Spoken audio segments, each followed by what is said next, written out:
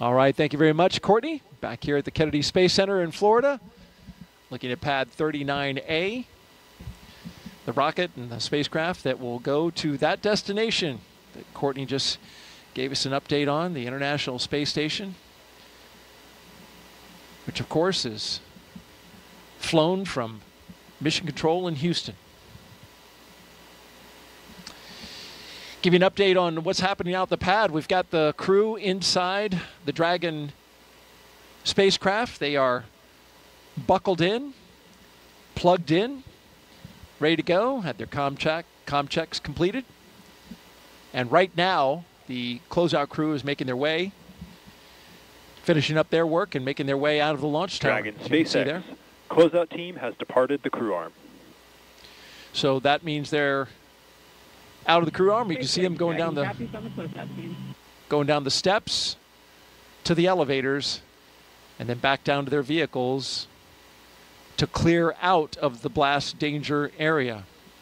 There you see their vehicles awaiting them, the 3 Teslas that took the astronauts to the launch pad. They will take the closeout crew out of the perimeter of the launch area, and they will stand by at an area a good distance away from the launch pad.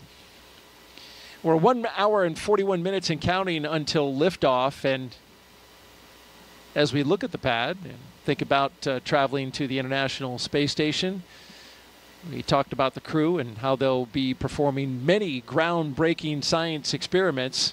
Let's take a closer look now at some of that science they'll be doing. The International Space Station is a state-of-the-art microgravity laboratory that is unlocking discoveries not possible on Earth and helping us push farther into deep space. Every single day, we are answering big questions about Earth and about space, about where we came from and about where we're going. But the other thing that we're doing is we're learning more questions to ask. Microgravity turns almost everything we know upside down. Liquids behave completely differently. Fire burns in new ways. Biological systems reveal surprises. There's a few things that have made me gasp out loud up on board the space station. Watching heart cells actually beat has been a pretty big one. We're studying ways to grow food in microgravity. I got to tell you, these are pretty amazing. We're learning how human bodies react to life in space and how to keep crew members safe and strong on long-duration exploration missions. Deadlifts are awesome on Earth. They're also awesome in zero gravity. We're testing technologies that will be critical to our return to the moon and great leap to Mars. Our research has contributed to medical and social benefits on our home planet, allowing us to find new ways to combat disease back on Earth and develop technologies to deliver clean water to remote communities in need. The spectacular vantage point of more than 200 miles above our planet supports our monitoring of Earth's climate, natural disasters, and plant life. The orbital perspective that we have here on the ISS is just absolutely amazing. Earth is gorgeous. The growing new space economy, so vital to our continued progress in space, is flourishing in low Earth orbit. We're inspiring future generations from a platform that is one of the largest international collaborations of our time. We're doing science at 17,500 miles per hour. Come along for the ride.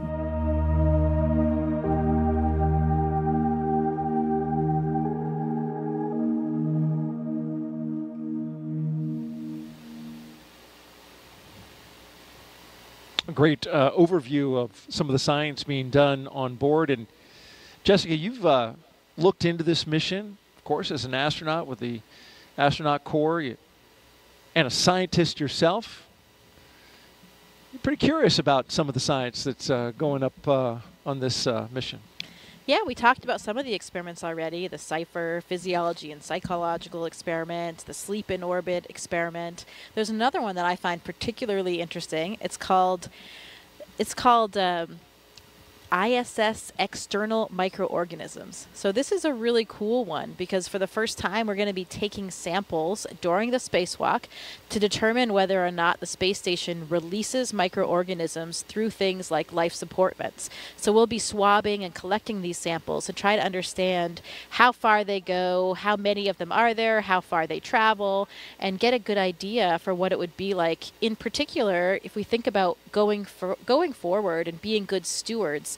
Now, I like to think about when we travel, we need to be good stewards of our planet. So if we're going to the surface of Mars one day, we need to understand what kind of contamination we might be having and what kind of effect we might have on that planet. So this microorganisms experiment will help understand a little bit more of the impact that we have. And to me, that is the ultimate experiment because it is science and a spacewalk at the same time. Oh, yeah. My two favorite things. So if I could knock both out at once, I mean, that would be incredible. A double winner right there.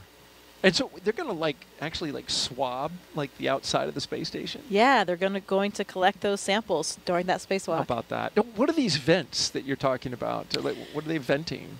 So some of the vents are for the life support system. So, we are introducing an atmosphere into the space station to give us the air that we need to breathe. And so there are some vents associated with life support systems in general, stuff that is off-gassed or released to the external environment. Out into space. That's right. Yeah. And so you're wondering if by chance there could be some microorganisms out there growing, which would just blow my mind if there were. Right, and perhaps rapidly evolving in the space environment. How about that? Fascinating. And as a scientist, Jessica, you did a lot of work early in your career. You've talked a little bit about that. And it calls back to an experiment that is worth mentioning now that had some amazing results. And when you were working on this experiment, it even got a catchy name called Mighty Mouse. And I was wondering if you could share a little bit of that with our audiences. This is a mission to the International Space Station, and science is at the forefront. You were involved in an experiment that had some pretty incredible results. Yeah, the Mighty Mouse experiment is one of my favorite ones to talk about for a couple of reasons. One, I'm a physiologist, as we mentioned, and so there's a lot of similarities between the work that I've done and working with animals. This experiment looked at the myostatin and activin pathways. So these are very important molecular signaling pathways that influence muscle degradation or breakdown. So on the Earth, the researchers involved here have identified these as very important for providing possible targets to prevent muscle and bone loss. So you can see a picture here. These are two of the mice in question, the Mighty Mouse experiment. I think it's pretty obvious to the naked eye, even without a scientific background, that they are very different. So what you have here is what we call a wild type mouse on the left, the smaller mouse, just the normal mouse. And then on the right, you have a Mighty Mouse. And this was accomplished in two different ways in the experiment. One, by creating a myostatin knockout mice. So this means that this mouse actually does not have the gene for this pathway.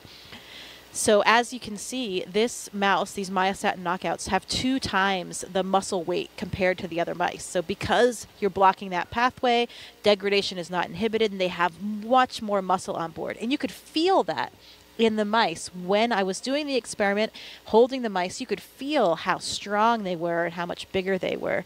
Interestingly, when we treated another set of mice, again, just the normal mice, with a therapeutic agent, they also did not lose muscle or bone mass in space. What I'm pointing to right there in this picture, this is a bone densitometer. So we were actually putting the mice into this bone densitometer and imaging their bone density while they were on board the International Space Station to get these images, because we're looking at not only muscle, but also bone. These pathways are important for both muscle and bone. And why is this important? This is important for a lot of different reasons. First of all, here on the ground, we have a lot of different disease states that have different types of bone loss or muscle wasting. Muscular dystrophy, osteoporosis, heart disease, any kind of disuse wasting of the muscle for like elderly people or bedridden people. And if we can understand more about the mechanisms involved in these pathways, we can help those patients. And the other interesting thing about this experiment in general is that it also has applications to space. You know, you saw a video earlier of us exercising in space, incredibly important part of our day. We have 2-hour blocks on our schedule because if we don't exercise every day, we will have significant muscle loss and bone density loss. We have these really large systems on the space station, these pieces of exercise equipment to keep our bones and muscles healthy. But when we talk about going back to the moon, going to Mars for long periods of stay, we'll have smaller capsules. We won't have these big pieces of equipment. And so we might need to employ some of these strategies that we're learning about on the International Space Station. So that's why this experiment is such a favorite of mine. It really touches life back here on Earth, helping patients with various disease states. Also is applicable to the future of space travel as well. And even I'll cap it off with a really interesting story of the investigators. Se-Jin Lee and Emily Germain Lee, they met back in college. Se-Jin was working on the myostatin pathway, the one involved in the muscles, and Emily, before she was his wife, she was already working on the activin pathway, the one involved in bone. And they realized, although they were working separately at the time, they had this very complementary system that worked in concert. And if they worked together, then perhaps they could solve some of these even bigger questions. They were incredibly excited. They had always dreamed of having an experiment of theirs fly in space, and they had demonstrated these concepts on the ground. So it was really cool to be part of this team and watch that experiment come to fruition and to have such dramatic results. Again, those mice that were treated with this therapeutic agent did not lose muscle and bone density in space, while the ones that were not, just like us, had dramatic losses in both of these. So really interesting to see that these agents were successful in space and the applications it might have for the future. And amazing that it was, you know, an experiment. Yeah, the results, of course, incredible, and they obviously, you can see them in the photo of the mice and how it turned out. But I mean, this experiment was right in your wheelhouse, right? All of that came together. You know, both the scientists, you up on board the International Space Station as well. I remember reading, you know, I looked into the study a little bit in preparation for the show, and space was said as, you know, the ultimate bed rest, right? Yeah. Like, which is not good if you're trying to maintain that bone and muscle mass. Right. We need to make sure that we can bring astronauts back to be healthy. And when we think about going and walking around on the moon and Mars, we need to make sure that astronauts are healthy when they get there as well. My colleague Drew Morgan and I were super excited to be performing this experiment in space. He's a medical doctor by background, and me as a physiologist. We were utilizing our own backgrounds, and that was another one of the big contributions that we felt we made. And we even ended up on their scientific publication as well. How about that? Well, thank you very much, Jessica, for sharing that outstanding science.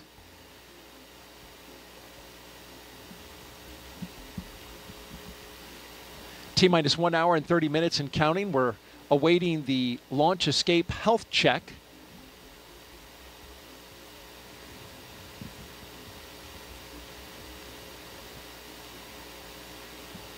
And then in a few more minutes, we'll get to our chief engineer technical poll.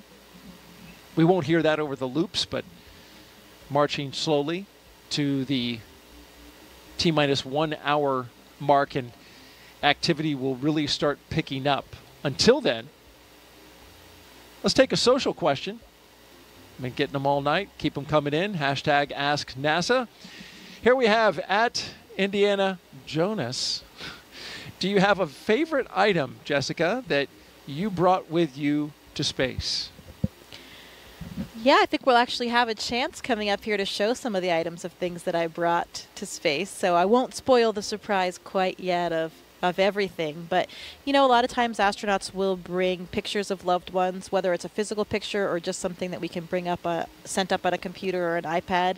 And we like to bring things that represent our different backgrounds, for representing universities we went to, clubs that we belonged in, because, you know, we've talked about it a little bit already, but, you know, this is not just our mission. This is really for everybody, and we want to carry that enthusiasm and that excitement with everybody to show them that they are a part of it. So there are so many things. You wish you could bring more because our capacity is very limited, but, you know, we have to think long and hard about which items we'll bring up with us.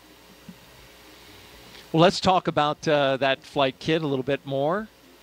Each Crew 7 astronaut is allowed to bring a few personal items with them for their roughly 6-month stay in space. And we're holding your item as a surprise. Let's take that crew shot and we'll talk about what they're bringing up. You see all the way to the left, Konstantin Borisov. He's bringing up his son's first toy. Going left to right, next is Andreas Mogensen. He picked the 0G indicator along with his children, and he kept it a surprise. And so we're waiting to see that. We're going to see it float in space. We'll learn more about that in a bit.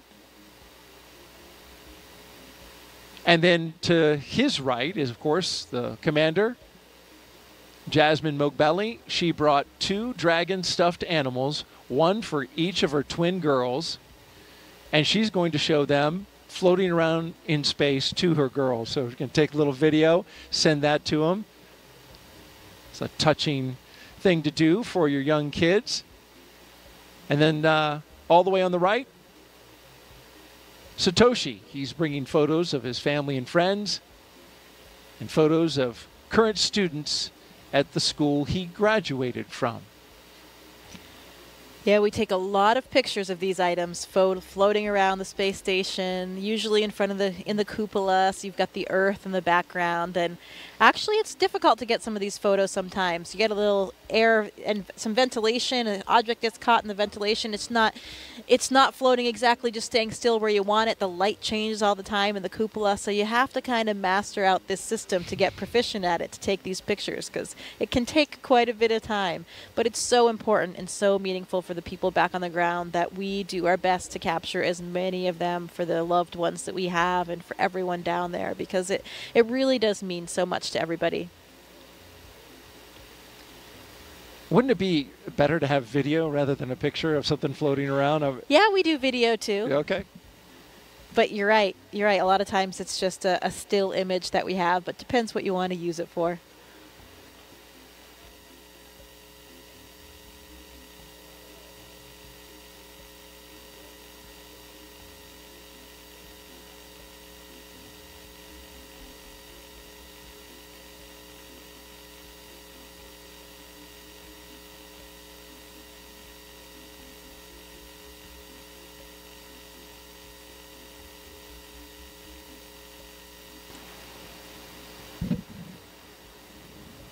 Great stuff there by Jessica Muir, NASA astronaut, with us on the broadcast. Thank you very much, Jessica. And continuing to count down, 1 hour and 25 minutes and counting until liftoff of Crew 7. You're watching NASA's coverage.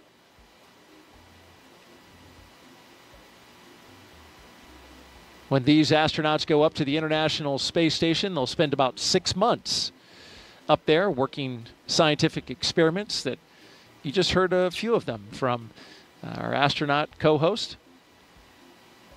And then they'll come back down, and one of the traditions we've just started to see now is the astronauts coming back to the Kennedy Space Center to talk to the folks that help support the mission. And there's a lot of people here at the Kennedy Space Center working behind the scenes to make those launches a success. And recently it was the Crew 4 astronauts that took time out of their busy schedules to say thank you to the Kennedy team, and we've got to look at that. It is very surreal to drive around the grounds. The last time we were here, we were in quarantine, and so we were very isolated. We got to have our families around us, but we didn't really get to interact with a lot of people. But we could see all the hustle and bustle that goes on in order to make it possible for us to launch.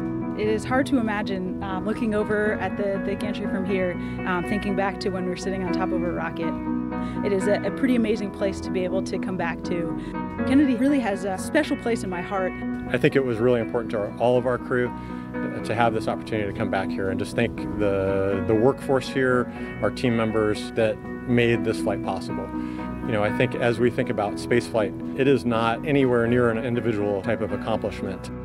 Yeah, just absolute gratitude for the teams of people that just ensure our safety, ensure that there's always an eye looking over every piece, every detail, and ensuring that launch goes off without a hitch.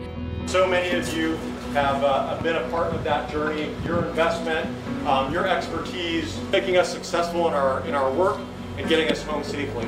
And we're grateful for the work that you're doing. So it is incredibly special to be back here and get to actually interact and thank all the people that contribute to the mission and were able to get us off the ground and bring us home. It's just an amazing place, just such a talented pool of people that enable such amazing expeditions to fly out of the Kennedy. So it's really cool to be back here and to get to meet the people that are making all of that happen. You can really tell all those smiling faces just how much that meant for Crew 4 to come back and share their time and their words with the team here at the Kennedy Space Center. Well, you're looking live at Launch Pad 39A, the Falcon 9 rocket, and Dragon spacecraft. We'll start fueling up the Falcon 9 at T-minus 35 minutes and counting. But in between this time and that time, got a few more milestones to go, including arming the launch escape system, rotating that crew access arm away, and then, of course, having the pole for the readiness to tank the rocket. This view right here, you're looking at special guests that have gathered at the Banana Creek facility here on the Kennedy Space Center. Launch watchers. Got a big group here, which is impressive because it is 2 a.m. Eastern time, but it's always exciting to take in a crewed launch when you know that you've got astronauts going up on top of a rocket. And so they've all gathered pretty early in the morning here and pretty early in the countdown. An hour and 21 minutes to go. It's great to see the crowd out there at the Banana Creek viewing site. Got about 6,000 people who are at various viewing areas around the Kennedy Space Center. Banana Creek is one of them. Also got folks along a causeway that's just across the water, watching from those locations. Of course, we've got special guests up at a building we call the Operations and Support Building. We've got our own Jasmine Hopkins up there who will be interviewing some special guests here in the final hour. And they're joined by several hundred VIPs who are taking in the site from the 5th floor up there on the balcony. It's a great view up there as well.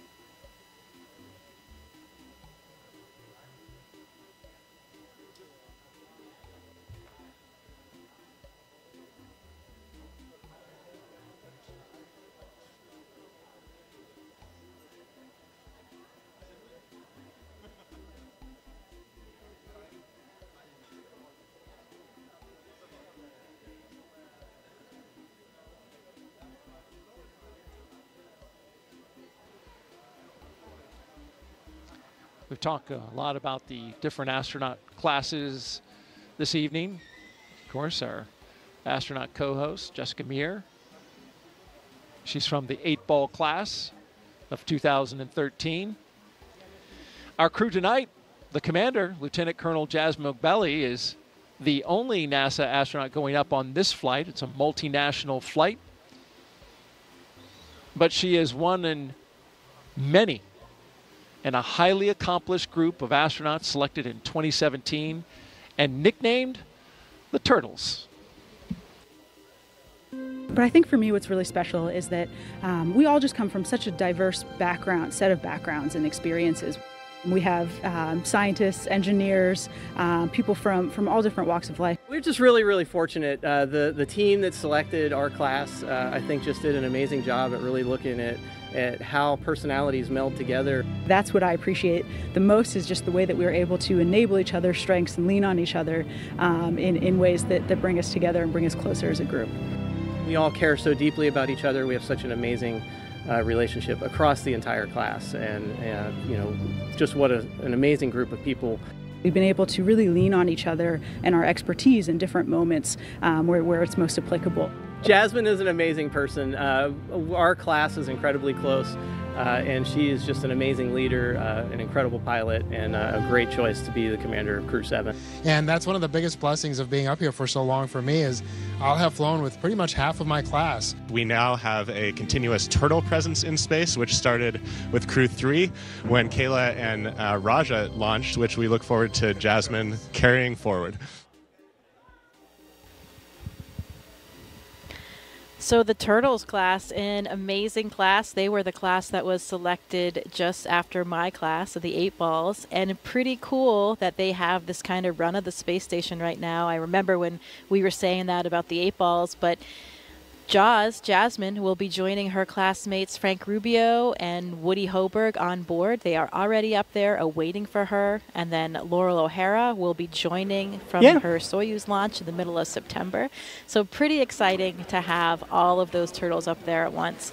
And I know that's how it felt for me. Daryl and I were talking earlier about when I arrived. Ja, men godmorgen alle sammen.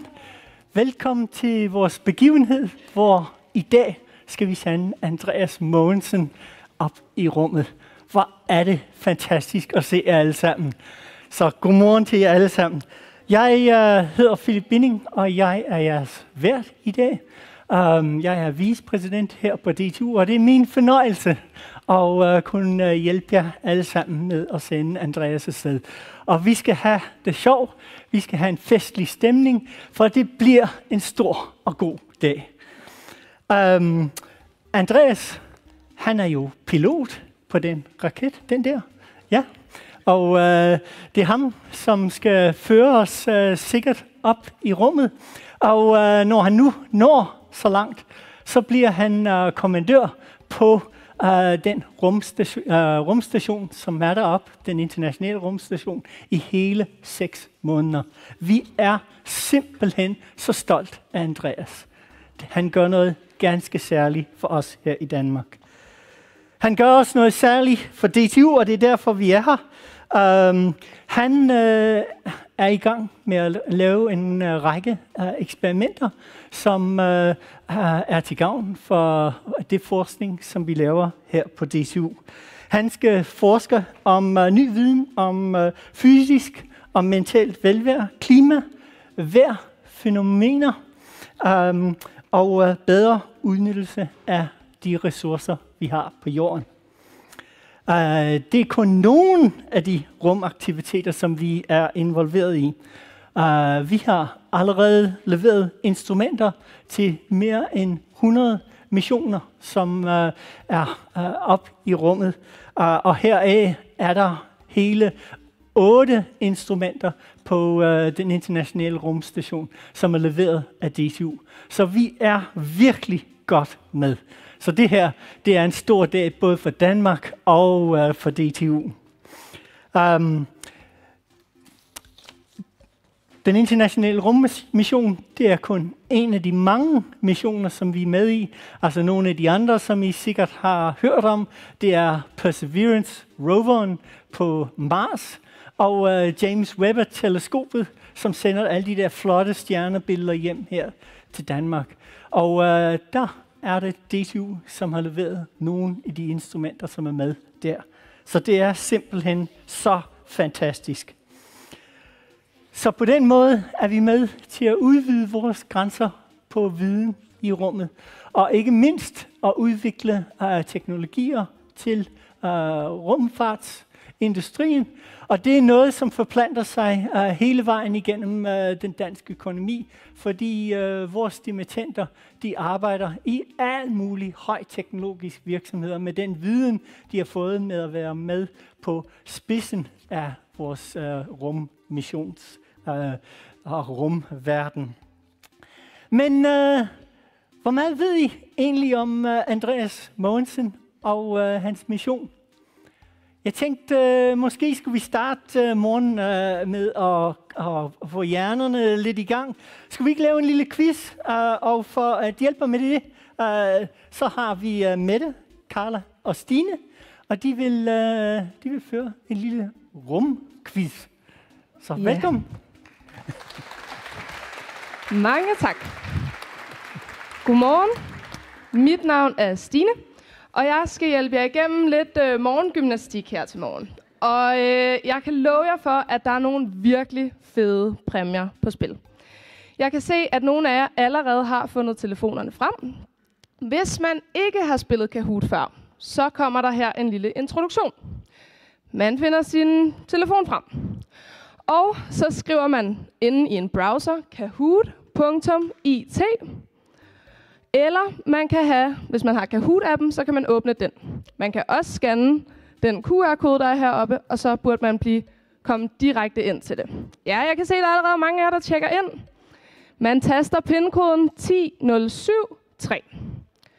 Og hvis man sidder og ser med derhjemme, så kan man desværre ikke deltage i den her quiz. Der er lidt for meget forsinkelse på, så det bliver svært at svare, når det er, at spørgsmålet bliver stillet.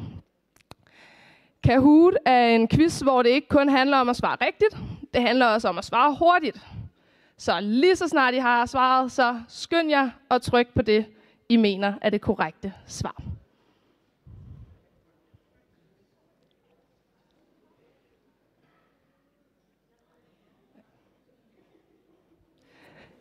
Ja, sørg for at kalde jer selv et navn, som I kan huske.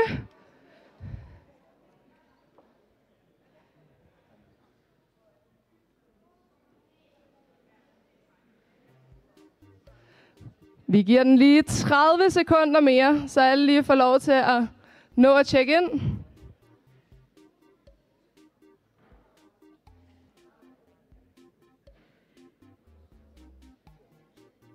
Ja, og i den her quiz, der skal vi altså teste jeres viden omkring Andreas Mogensen og rumfart. Og vi tænker jo, det er en god anledning til lige at starte den her morgen af med det.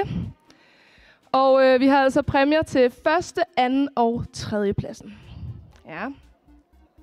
Så tror jeg, vi er ved at være der.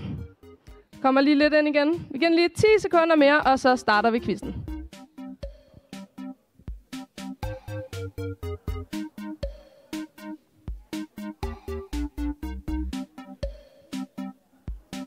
Godt. Lad os gå i gang. Så Carla, hun starter quizzen.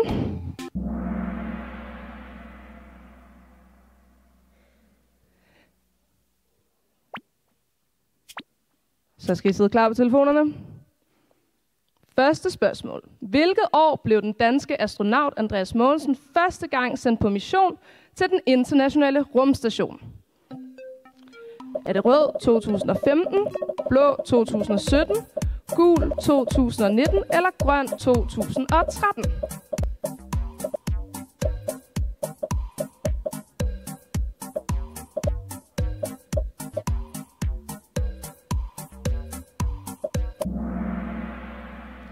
Okay, den var der ret mange af jer, der havde styr på. Lad os se her. Byggemand Bosen er på førstepladsen. Ja, Rasmus Larsen og Mathias P. Lad os se, om I andre I kan udfordre dem på næste spørgsmål. Hvor mange G blev Andreas Mogensen udsat for under sin træning til sin første mission i rummet? Er det rød 4G, blå 8G, gul 12G eller grøn 14G? Skynd jer at svare.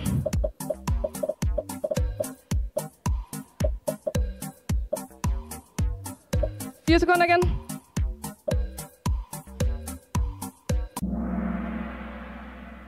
Okay, Mange af jer havde også styr på den. Det var altså 8G, han blev udsat for under sin træning. Okay. Wow, stadig de samme 3, der ligger i spidsen. Man skal være hurtig, hvis man skal slå dem. Godt, lad os gå videre til næste spørgsmål. Hvornår blev Andreas Mogensen udnævnt til astronaut? Den 22. november 2010, den 17. juli, det er træls der, den 5. marts 2014 eller den 4. august. Så jeg kan sige, at de her 2 kan være svarmulighederne. Så har jeg hjulpet jer lidt på vej.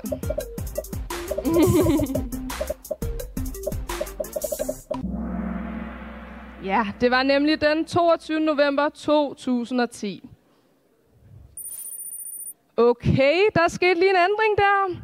Dagmar Larsen tager nu førstepladsen, Mathias P. på andenpladsen og Lasse på tredjepladsen. Lad os gå videre til næste spørgsmål. Hvad hedder Andreas Mogensens nuværende mission? Sleipner, Fenris, Munin eller Hugin?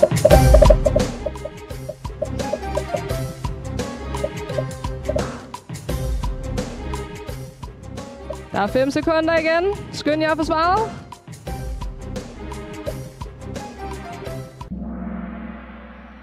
Det er nemlig Hugin, og det har heldigvis rigtig mange af jer fat i. Lad os se, hvad stillingen står nu. Ja, det er den samme top 3. Vi går videre til næste spørgsmål. Hvor lang tid skal Andreas Mogensen opholde sig på ISS på Hugin-missionen? 2 måneder, 6 måneder, 4 måneder eller 8 måneder?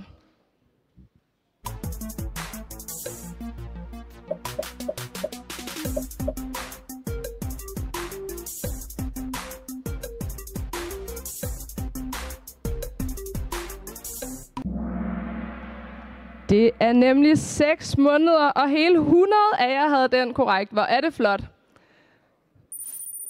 Okay, der er sket en stor ændring der. Theodor, han kom altså lige ind og tog førstepladsen, og Jakob S. smuttede ind på andenpladsen. Lad os se, om der sker noget mere.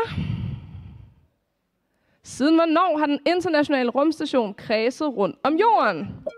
Siden 1969, 1978, siden 1998 eller siden 2002?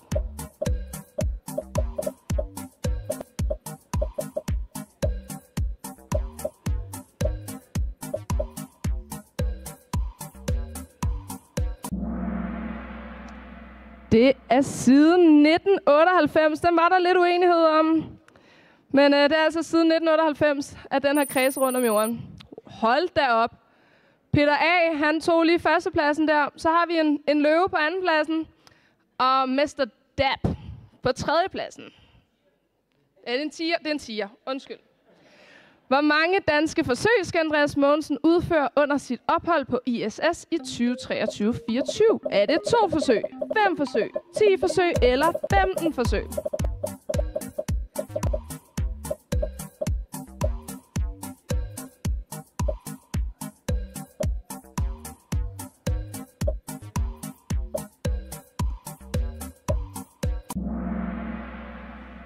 Han skal nemlig udføre 10 danske forsøg, og vi skal høre om et af dem lidt senere i dag, og det bliver rigtig spændende. Joachim kom lige ind og tog førstepladsen der. Svava Osk, beklager hvis jeg ikke siger det rigtigt, og Munin på tredjepladsen. Godt, videre til næste spørgsmål. Hvordan sikrer man, at maden kan holde, når den skal op på den internationale rumstation?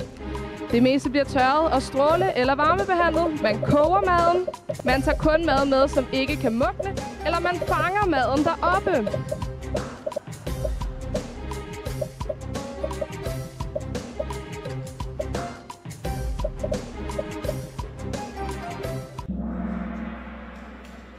Ja, den var der ret mange af jer, der havde styr på. Men jeg elsker de 4, der mener, at man altså fanger maden deroppe. Men det meste bliver tørret og stråle eller varmebehandlet. Ja, Joachim, man ligger stadig i front. Lad os gå videre til næste spørgsmål. Hvad hed verdens første menneske i rummet? Nu skal jeg prøve at udtale det.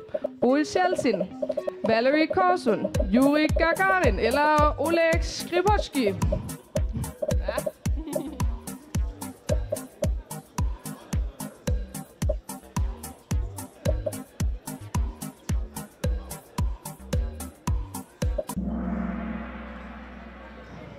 Sådan. Alle har svaret gul. Havde fat i den. Lad os se på stillingen. Ja. Levet er lige røget med op i top 3'en her. Karle, hvor mange spørgsmål har vi tilbage? 3 spørgsmål tilbage. Så nu skal man være hurtig, hvis man vil nå op på top 3. Hvad hed den første kvindelige kosmonaut?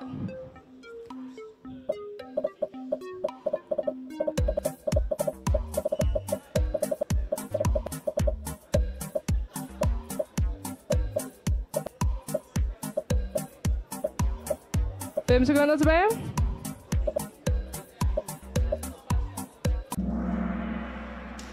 Yes, Valentina Tereshkova. Godt, okay. Svæver også tilbage på andenpladsen. Ja, og Joachim han bliver simpelthen i fronten. Hvornår gennemførte USA den første bemandede mission til månen? Var det 1957, 1967, 1972 eller 1969?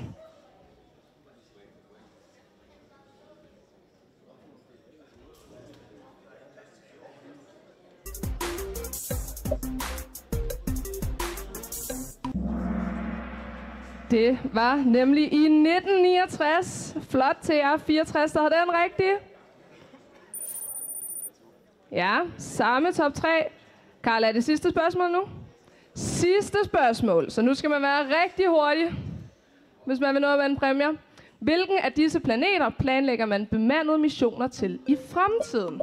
Jupiter, Mars, Merkur eller Neptun? Skynd jer så.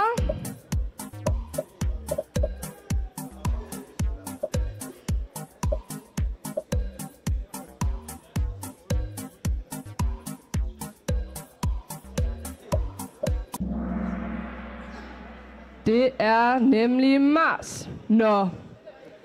Er I klar til at se den endelige stilling? Kan vi få en lille trommevivl måske til hvem der har vundet? Og podium på 3. pladsen. 11 ud af 12 rigtigt. Enesus. Ja, på 2. pladsen. Svæversk. Og på 1. pladsen. Joachim. Ja. Giv dem en kæmpe stor hånd. Jer 3, der har vundet, I må meget gerne lige komme herop, og så får I nogle lækre præmier. Og jeg kan fortælle, at på 1. pladsen, der får man den her flotte Hugin-polo, som vi står i heroppe. Hvis man har fulgt lidt med i streamen tidligere, så man, der var ret mange, der havde den på, så den er ret fed at have. Og så får man også en Hugin-pin. Ja. Og en pin. Det andet var en pin. Ja. Og et mission badge, en kasket og en DTU Space t-shirt. Og sådan en har Andreas Mogensen også med på sin mission. Ja. Det var til 1. pladsen. Joachim. Vi har Joachim her. Giv Joachim en kæmpe stor hånd.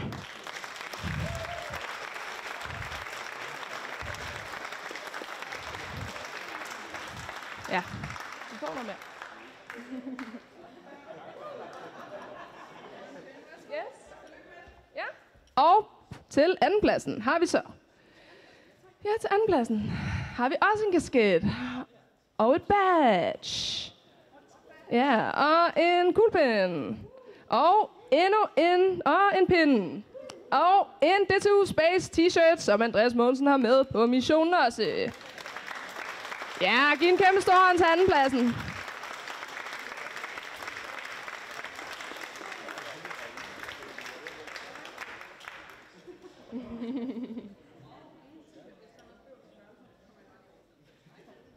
Godt. Og 3. pladsen. Ja, kæmpe stor hånd. Og 3. pladsen får en kasket. Og en kuglepen. Og en pin. Og en DTU Space t-shirt. Lad os give dem alle sammen en kæmpe stor hånd. Ja, godt. Og så siger vi, ja, der skal lige tages et billede her. Ja, okay, yes. Kan vi få noget begejstring? 3, 2, 1, begejstring. Sådan. Tak fordi I ville være med.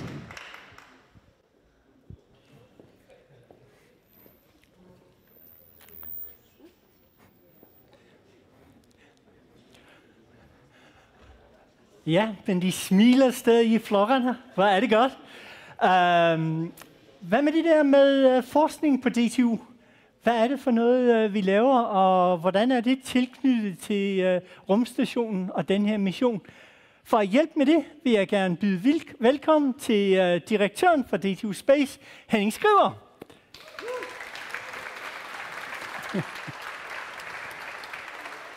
Tak for det, Philip. Philip nævnte tidligere, at vi har flere instrumenter på rumstationen. Og et af de instrumenter, vi har, det hedder ASIM. Det står for Atmosphere Space Interaction Monitor. Og det var et instrument, vi byggede sammen med det danske firma Therma. Og det har siddet på rumstationen siden 2018. Og det er sådan set stadigvæk aktivt på rumstationen. Et af de eksperimenter, som Andreas skal lave, er tilknyttet det instrument, fordi han har et kamera med op, som vi skal høre om lige om lidt. Og til at fortælle os lidt om det, har vi 2 af vores dygtige medarbejdere. Vi har Caroline Oxborough, som er leder af det center, som modtager data fra ASIM og bearbejder dem og sender dem ud til andre forskere til at kigge på. Og vi har Olivier Charion, som er ekspert i lyn, og det er vigtigt i den her sammenhæng, fordi det her instrument, det præcis er et instrument, der måler lyn i atmosfæren. Meget kraftige lyn faktisk. Og det viser sig, at det har en stor betydning for klimaet, og det er så den kobling, vi har fra rumstationen til klimaet. Så det vil vi høre lidt om lige om et øjeblik. Så jeg byder velkommen til Caroline og Olivier, som vil fortælle os lidt om det. Så giv dem en hånd.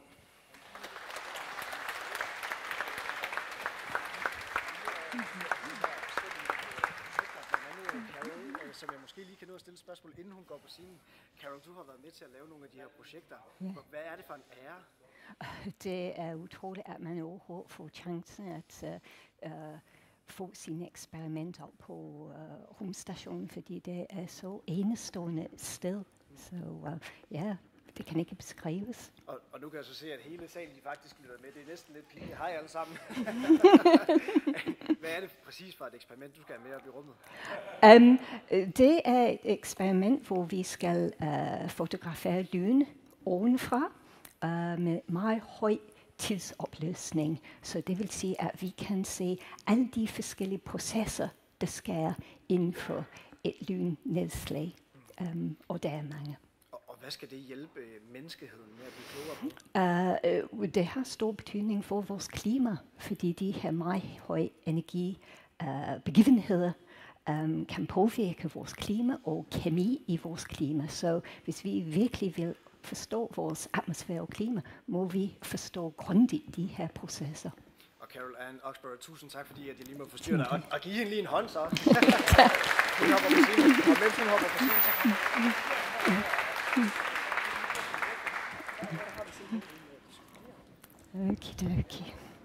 Okay, det er mig en stor fornøjelse at se jer alle sammen i dag. Og jeg har kun 10 minutter, så der kommer ingen detaljer her. Bare et bredt overblik over, hvad vi laver. Okay. Så, jeg hedder Caroline Oxborough. Jeg er leder for ASIM Science Data Center. Og også leder for Atmospheric Discharges forskningsgrupper. Atmospheric Discharges, det betyder lyn og kæmpe lyn. Og det er vores speciale. Og jeg vil fortælle, hvordan Andreas har bidraget til vores forskning meget væsentligt. Så.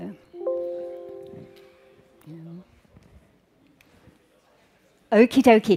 Hvis vi spoler tiden tilbage til november 2015, Andreas kom og besøgte besøgte os lige efter hans mission, for han havde lavet et meget flot eksperiment, der hed Thor for os. Og på det tidspunkt var vi alle sammen i gang med at bygge ASIM. Okay? Eksperimentet det blev opsendt i 2018 til rumstationen, og vi havde været i gang i mange år på det tidspunkt, 10 år med at tegne det her instrument osv. Og vi var meget glade for at vise ham eksperimentet, inden den skulle opsendes, fordi han havde lavet et lille eksperiment i mindre omfang, det lignede meget ASIM. Så ASIM blev opsendt i 2018, og den kan faktisk ses herover. Det er et dejligt billede fra NASA, hvor man kan se Ricky Arnold, som er en NASA-astronaut, som var på rumvandring. Men heroppe i hjørnet her, hvis jeg bruger det her. Oh, there we go. Come on. Up. There we go. Det er ASIM. Det bliver sendt derop, og der er en pil, der viser, at den peger ned mod jorden og kigger på alle de her mest voldsomme uvejr med torden og lyn. Så den bliver opsendt, og på rumstationen, det er ikke det samme som at arbejde på en satellit, hvor det sker meget lidt. På rumstationen har de gang i ting hele tiden. Det sker noget hele tiden, og jeg tror, at den hedder rumstationen, fordi det er ligesom at udføre et eksperiment på Hovedbanegården. Og vi var deroppe så længe. Missionen skulle have varet 2 år, men efter 4 år sagde de, okay, vi har brug for jeres stativ, og vi er nødt til at flytte rundt på. Så det er robotarmen, som tager ASIM fra dens oprindelige stativ herop, og skal lægge den nedenunder et andet sted, hvor den kan blive. Og den skal flyttes tilbage den kommende november. Så det er spændende, fordi vi håber på at fortsætte missionen frem til mindst 2025, og vi håber på en forlængelse måske hele vejen til 2030, der hvor selve ISS holder op med at blive til, så at fungere. Så her er ASIM på rumstationen nu. Så det er noget, som kan byde Andreas velkommen, når han kommer derop. Og her er kuglen. Det er herfra. Under en pause, Andreas kiggede ud til jorden og kunne se, at der var et stort uvejr på vej mod rumstationen. Så han under sin pause hentede vores videokamera og filmatiserede det her enormt ting. Energirig uvejr. Okay? Og det var ikke en del af det officielle eksperiment. Det var noget, han lavede ekstra under sin pause. Så I kommer til at se, hvordan... Olivia, kan du klikke på den der pil for mig? Klik videre. Okidoki. Her er Andreas film, og I kan se, at han fanger virkelig mange lynnedslag. Og de oplyser nedenfra de her kæmpestore tårneformede uvejrsskyer. Okay? Og man kan se, hvor aktiv det er. Det må man ikke kan se så godt med øjnene, er det kæmpe lyn. Fordi det er meget kortvarigt. Så det var Olivier, der gennemgik hele filmen. Og opdagede, at udover de her flotte billeder af skyer, var der også sådan noget. Og mange af dem. Blue jets, blue starters, pixies. Og det er det, som var helt nyt. Andreas havde filmet noget, der var nyt, som åbnede en helt ny forskningslinje for os. Okay. Man kan komme ud på YouTube og google Andreas Mogensen lightning film og køre den i 25% hastighed, og så kan man måske fange de her ting, når man kommer igennem.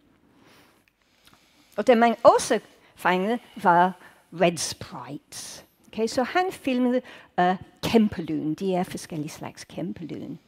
Og det kom en dejlig artikel ud, hvor Olivier, vores forsker på den her projekt, var første forfatter.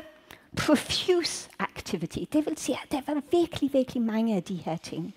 Men konklusionen var meget vigtig, at de her ting har store implikationer for jordens strålingsbalance. Okay?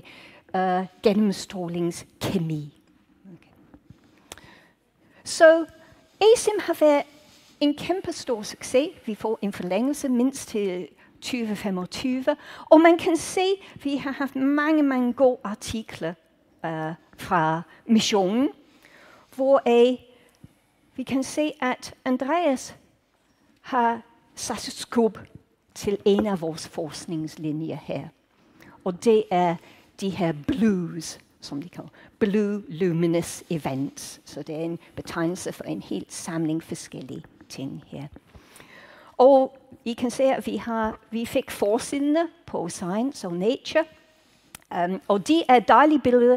Det er lavet af et firma i Bergen, det hedder Mount Visual. Det er ikke vores kamera, der laver den slags billeder. Vi beskrev dem til en kunstner, og han laver noget grafisk og meget flot. Så det er ikke som billede, der kommer ud af ASIM. Okay. Men da vi kom til Nature i december 2021 med en flot artikel, meget spændende artikel om en magnetar, vi havde tilfældigt set med vores instrumenter, de siger nej til at give os forsiden igen, fordi vi havde fået så mange forsider. Men når jeg ser på, hvor meget vi fik ud af Tor-projektet i 2015 med en helt almindelig videokamera, og I kommer til at høre om det virkelig ny slags kamera, der opsendes med Andreas denne gang. Jeg har store forventninger af, hvad der kommer ud af Tor Davis. Så jeg vil sige tusind tak for i dag, og Olivier vil fortælle om Tor Davis i 2023 og 2024. Så tak for i dag.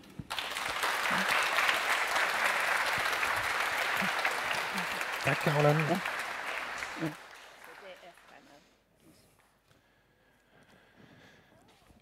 Tak for introduktionen, Caroline.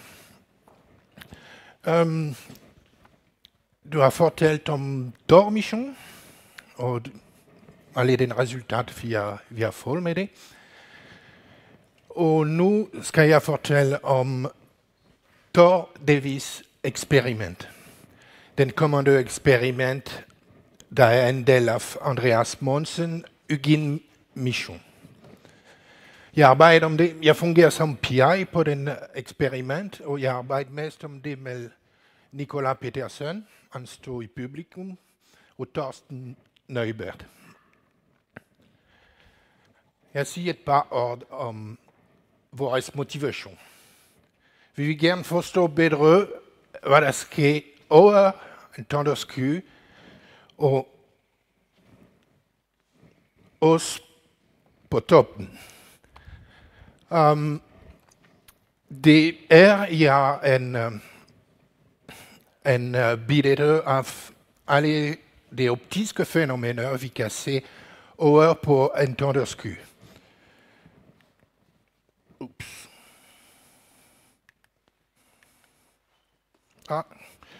Hvordan jeg vendte tilbage? Ja. Tak. Ja. Ups. Okay, det er meget spændende, ikke? Vi har nogle almindelige lyn, som I kender godt. Vi har nogle rolle spredt på engelsk. Der er i mesosfære meget øje. 80 km øje. Nogle alv. Den ring er. Nogle halo og nogle gigant. En jet, der starter fra toppen af den sky og går derop til ionosfære. Vi har også nogle blodjets og nogle blå lyn på toppen af den sky. Tak for Andreas, og tak for Tormission. Måske jeg må et rigtig mange blå lyn på toppen.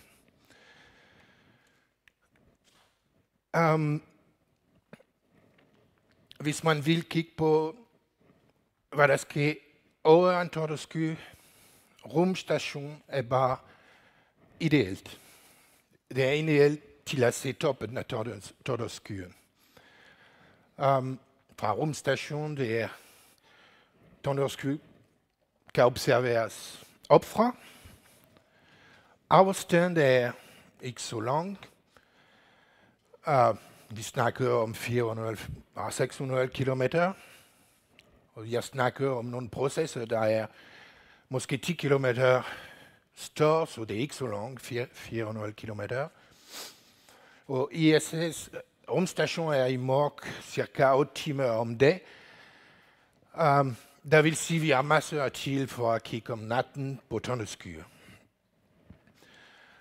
Jeg har komplet med NASA for at få en rigtig nem adgang til cupola. Og der lykkedes. Så Andreas og vores kamera kan godt gå i cupola for at kigge på tordenvejr. Som Caroline sagt, kupolaen, det er en vindue, der står her på rumstation. Den kigger direkte ned. Vi har 350 grader. Så det er perfekt for vores eksperiment. Det er perfekt at bruge den vindue. Ud fra hvad jeg har sagt, kan man tro, at vi skal lave om eksperiment. Det er ikke alt rigtigt. På den video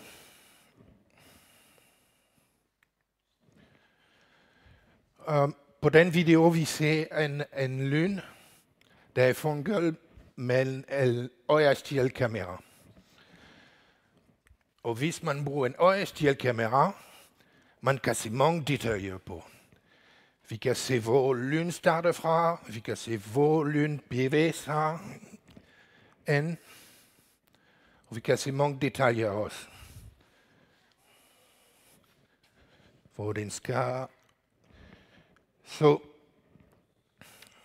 jeg har drømt om at få en øjestjælkamera i rummet. Men nu tænker lige om, vi vil sende en øjestjælkamera i rummet. Jeg bruger den der som eksempel, en fantomkamera, en rigtig god øjestjælkamera, der fungerer med 800.000 billeder i sekund. Men den bruger mange energi, 300 watt. Det er meget tyngd, 10 kilo. Det er ikke så brugbart. Og den bruger en aktiv koling, det vil sige, der larmer og der vibrerer. Og så, det er ikke rumkvalificeret. Det er for svært at få det sendt til rumstation. I stedet for, vi skal bruge en neuromorfisk kamera. Den slags kamera. Det er en kamera, der er meget kompakt. Det er let vægt, og den bruger ikke så meget energi.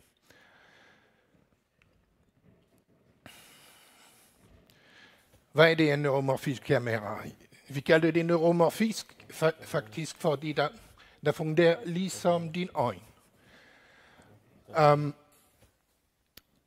Det er en kamera, der er særlig voldsom på ændring af lys. Så hvis kamera kigger på nogen, der står stille, kamera skal ikke se noget. Men hvis kamera kigger på nogen, der bevæger sig, kamera skal gemme data. Jeg har en eksempel her. Det er en scene, som en almindelig kamera kigger på. Nogle stål, en bord eller sådan noget. Men det er ikke nogen, der bevæger sig. Det er det, der er en eventkamera ser. Kun støj, så ikke nogen.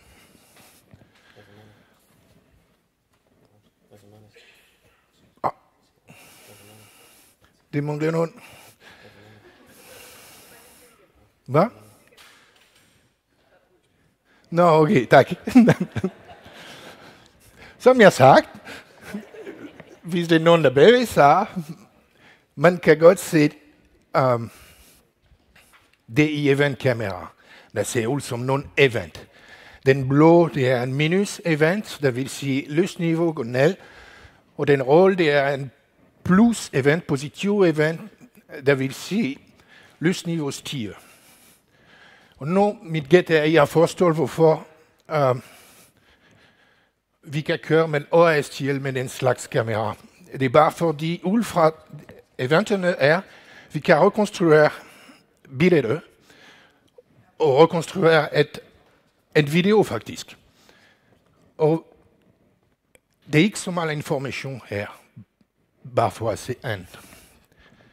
Det er ikke så meget information i forhold til den der, hvor vi gemmer alle billetter. Vi har ikke brug for det, vi er ikke kun interesseret med andet. Så vi kan lave en OSTL-video med lav ressourcer. Og det er derfor, vi kan godt sende det. Og vi kunne nå at få det kvalificeret til brug på rumstation. Vi har også testet det i vores lab. Men en lyn, en mini-lyn, fra en Tesla-spol. Det er en Tesla-spol, det er en mini-lyn, måske så stor. Og vi har filmeret det med vores eventkamera, og det er det, vi ser. Jeg er meget glad at se det, fordi der vil sige, der fungerer, vi har 8 mikrosekunder per billet. Der vil sige, vi snakker om 120.000 billetter i sekund. Så vi kan se, hvad der sker meget hurtigt. Så kamera er også guldkendt fra mig, der fungerer. Som jeg sagt før, så kamera blev guldkendt fra ESA til brug i rumstationen. Jeg er meget glad på det, så vi er klar til at bygge en pilot til Andreas Mogensen. Og det er det, vi har samlet op. Vi bruger vores Davis-kamera. Vi har omsat det på toppen af en almindelig kamera. Det er vores grundmodel. Det er det, som Andreas skal bruge det op. Vi bruger den Nikon, fordi den Nikon-kamera er en skærm. Så Andreas kan godt bruge det for at måle en tårnsky. Den lille kamera er ikke nogen skærm, men de er koblet sammen, så de skal kigge på det samme tårnsky.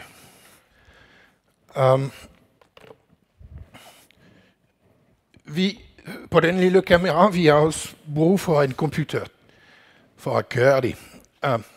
Og det er en allerede deroppe. Det er en AstroPi deroppe. Det er en lille computer, der bruger en Raspberry Pi. Og det er det, vi bruger for at kontrollere begge kameraer og for at lagre data. Da vi har data på computer, bagefter vi kan sende det ned til os i DTU for analyse.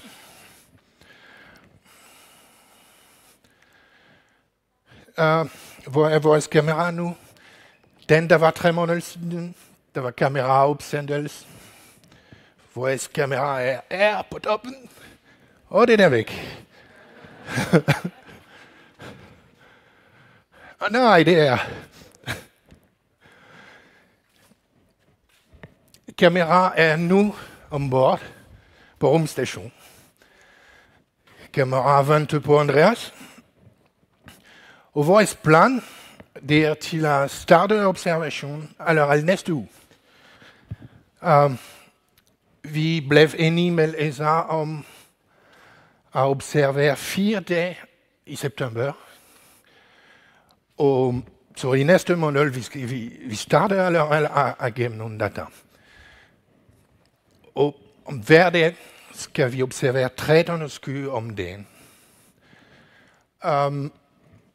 Andreas mangler kun en ting, det er information og hvornår er den sky, hvornår han skal tage billeder. Og jeg skal lave prognos og sende besked til ham. Så kamera er klar, og den venter bare på Andreas. Nu er jeg kun en sidste ting at sige. Det er alt og lykke med opsendelsen. Tak.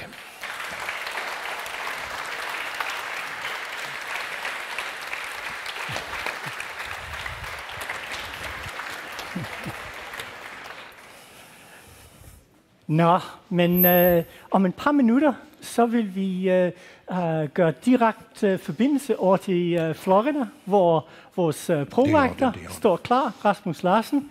Men vi er ikke helt klar endnu. Det er 5 minutter over 9, hvor vi skal snakke med Rasmus. Så jeg tænker, imens skulle vi ikke lige tage en kig på, hvad der sker derovre i Florida. Så vi slår skærmen op stor og tænder for lyden. Og så om et par minutter, så kommer jeg tilbage. Og så kan vi høre lidt fra vores mand i Florida.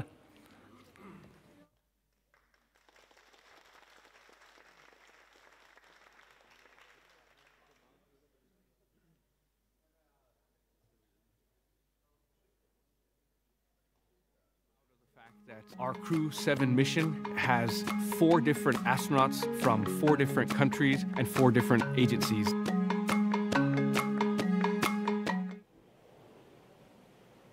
Next up, mission specialist Satoshi Furukawa. This JAXA astronaut is no stranger to the space station after spending 165 days in orbit as part of expeditions 28 and 29 in 2011. My name is Satoshi Furukawa. I am a mission specialist for NASA SpaceX Crew 7 mission to the International Space Station. I was born in Yokohama, Kanagawa, which is right south of Tokyo. The first human landing on the moon when I was 5 years old.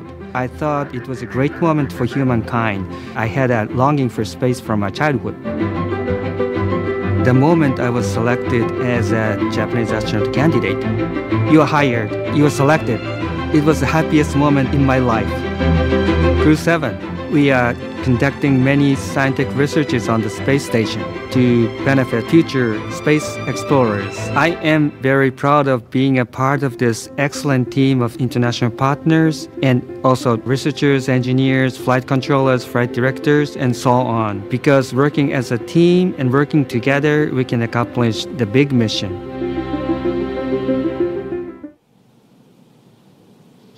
Rounding out our fully international crew is Roscosmos cosmonaut Konstantin Borisov. He was selected to the Cosmonaut Corps in 2018 and today marks his first flight to the orbiting laboratory. My name is Konstantin Borisov, and I'm a mission specialist for NASA's SpaceX Crew 7 mission to the International Space Station. For those who ask what a spaceflight is, I would say that we have 3 big jobs on the space station. First job is experiments. Second job is take care of the station, doing the maintenance, repair what's broken, storing things, restoring things, cleaning up.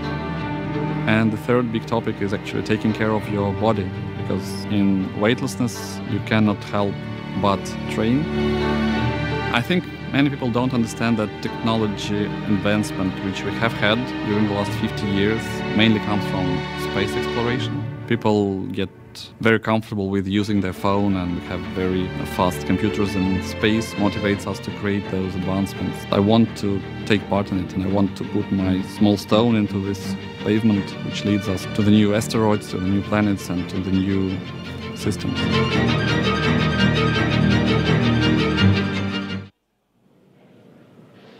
Now, as we see with all of our crews, these 4 crew members who make up Crew 7 have a mission patch they worked together to design.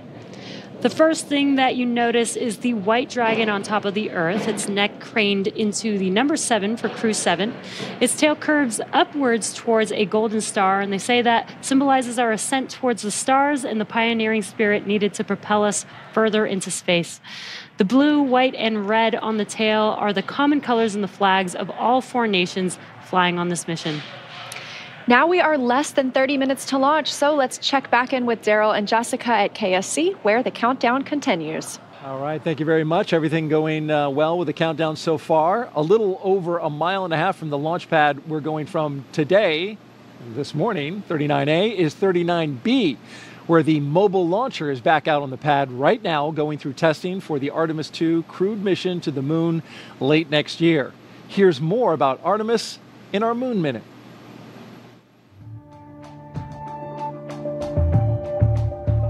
For the first time, Artemis II astronauts got an up-close look at the Orion spacecraft that will fly them around the moon.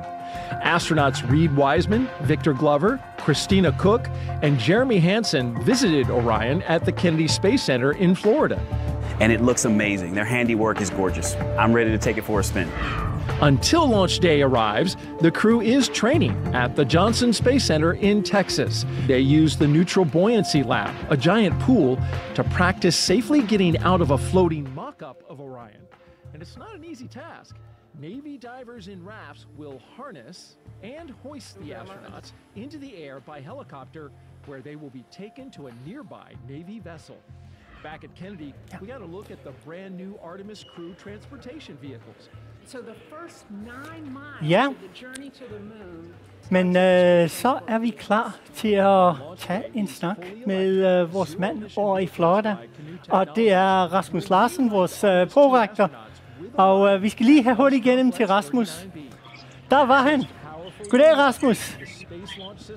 Hej, Philip. Og hvordan går det hos dig? Er I vågen? Det er meget, meget, meget tidligt om morgenen derovre. Ups, der tabte vi lige lyden. Det er meget tidligt om morgenen i Florida.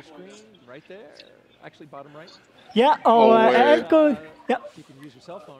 Men astronauterne har jo været på europæisk tid et stykke tid, så de er i hvert fald vågne og klare i hovederne. Det er sådan, at på den internationale rumstation, der arbejder man på europæisk tid, og det har de forberedt sig på, og det er også derfor, at opsendelsen er på det tidspunkt her midt om natten i den lokale amerikanske tid. Fedt, og er alt klar og gået efter planen? Alt er klart og gået efter planen. Der var, vi fik besked her i går aftes,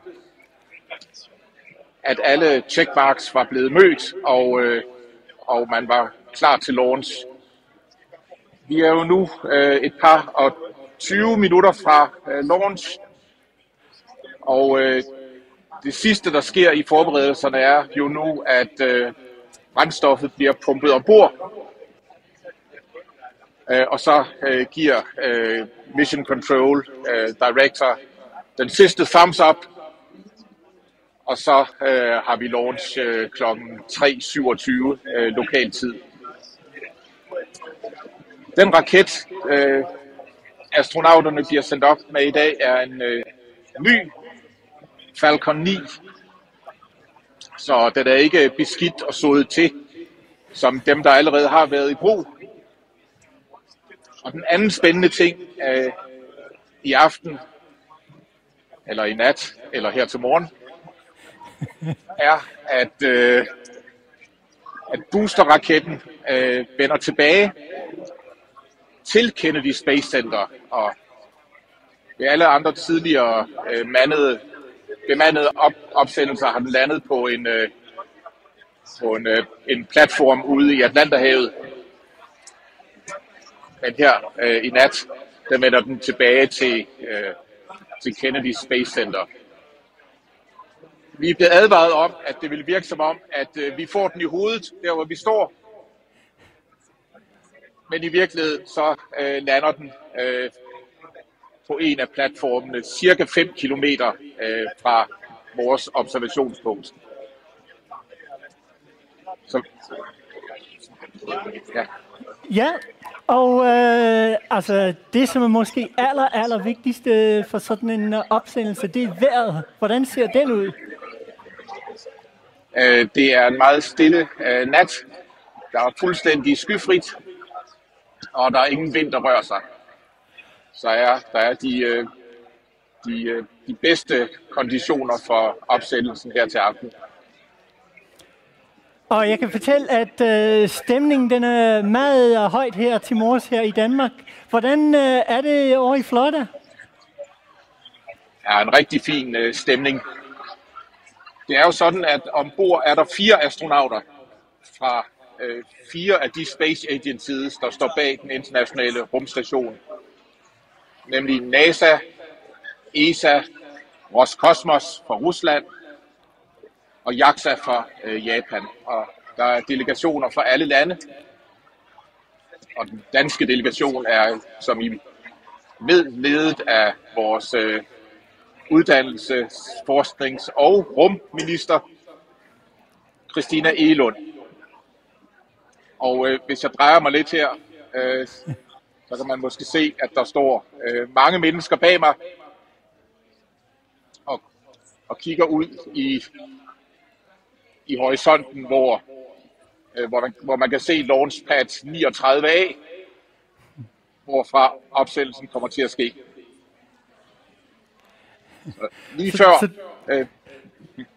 Du sidder virkelig godt der. Det er en fantastisk udsigt. Man skal jo ikke komme for tæt på. Der kunne være en i publikum, som vil gerne stille en spørgsmål, og jeg tænker især på de mange skolebørn, som er med her. Er der en, som vil gerne stille en spørgsmål til en, som stiller over i Florida?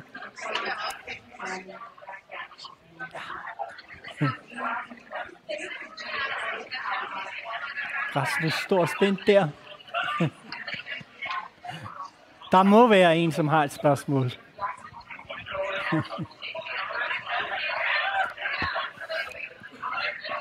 Ja. Og Rasmus... vi kan give et spørgsmål. Ja. Vi vil gerne spørge Rasmus om noget. Hej Rasmus. Hvad har I oplevet, mens I har været derovre? Hvad er en del af turen?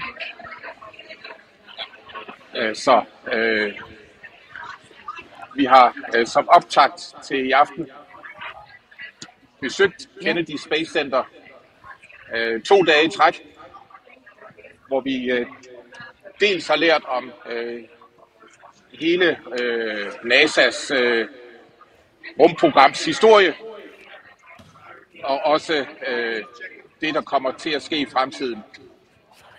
Det velkendte er jo Apollo-programmet, som sendte en bemandet raket til månen i 60'erne. Og lige straks det var afsluttet, så satte man i gang i rumfærgeprogrammet, som tog 12 år at udvikle. Så i 1981 kunne den første rumfærge Columbia komme i gang.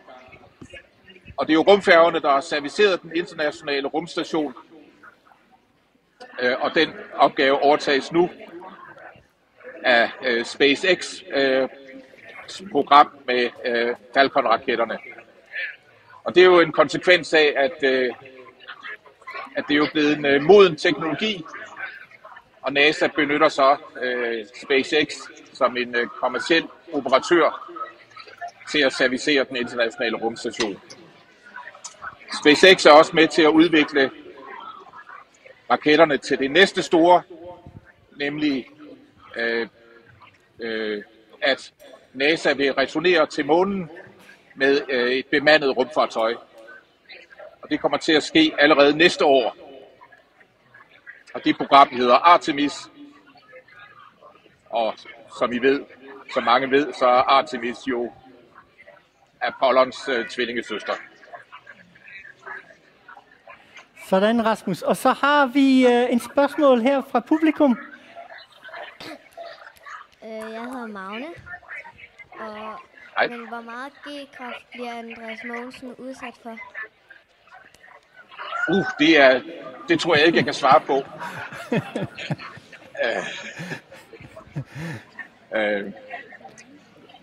Men det er flere G, og som I også sikkert har set på billederne, så sidder de inde i Dragon, eller ligger inde i Dragon-fartøjet, så de har den bedst mulige stilling til at modstå de kræfter, de mødes af. Det er jo i de første minutter efter at starten, at det er voldsomst, hvor rumfartøjet ryster, men efter ganske få minutter er boosterraketten brændt ud, og så separerer den, og rumkapslen fortsætter op i kredsløbet, og så skal den møde den internationale rumstation efter 29 timers flyvning. Sådan, tak. Og de sidder faktisk fuldstændig ligesom I gør i budstolene her foran. Vi har en anden spørgsmål herovre. Ja. Jeg så, at der stod om, hvad for en ting Andreas Mogensen ville have med i rummet. Men man fik ikke rigtig svar på, hvad for en særlig ting han ville have med i rummet, så jeg kunne godt tænke mig at vide, hvad det var. Andreas Mogensen og teamet skal udføre 30 videnskabelige eksperimenter i deres tid på ISS inden for det næste halve år.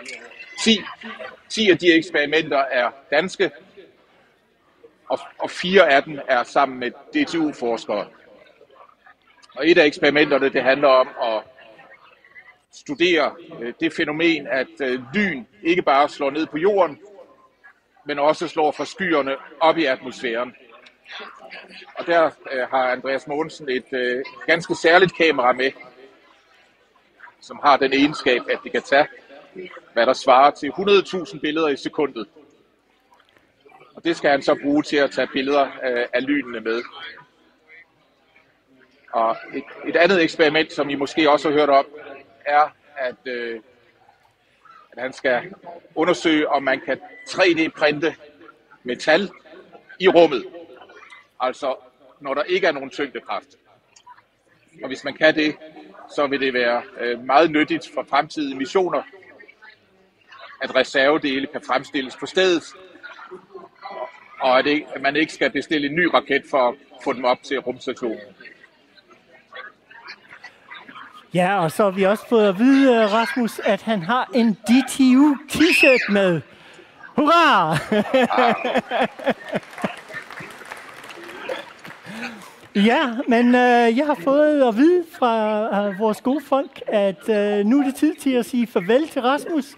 Og vi skal så nu følge forberedelsen til opsendelsen, og det vil vi glæde os til. Så vi tager billeden fra Rasmus og flytter den over på NASA's udsendelse. Så tak for det, Rasmus. God fornøjelse alle sammen.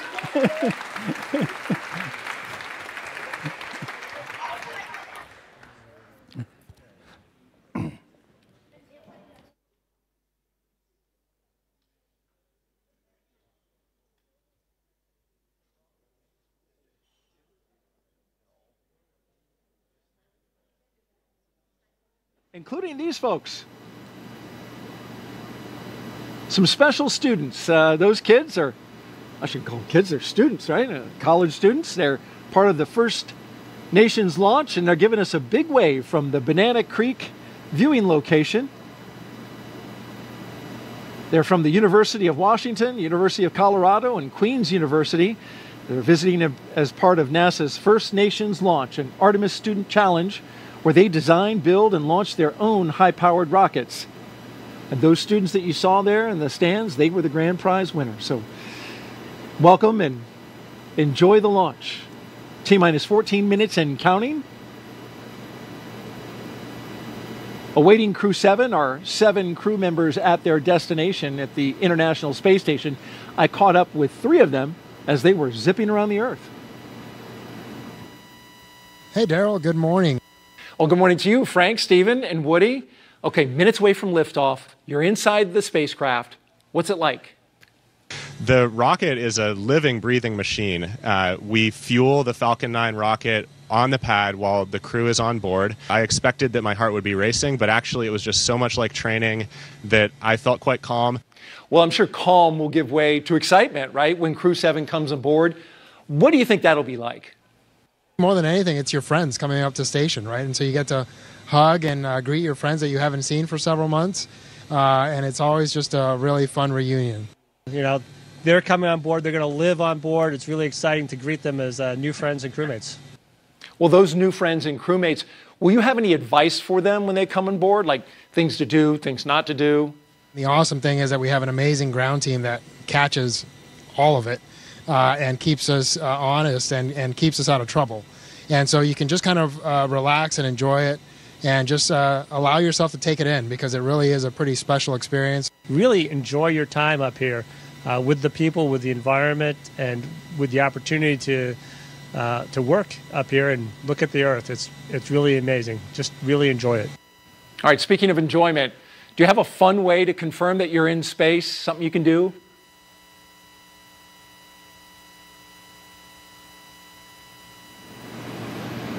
You want to give that move a score, Jessica?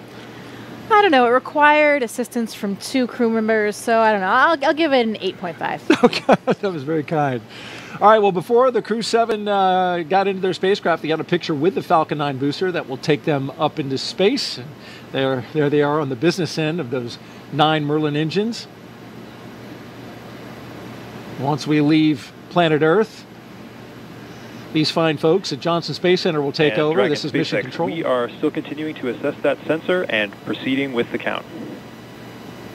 Okay, so as you heard, they're SpaceX Dragon copies, continuing with the count while the tubes assess. still working the sensor, but at the same time continuing to load the propellants on board Falcon.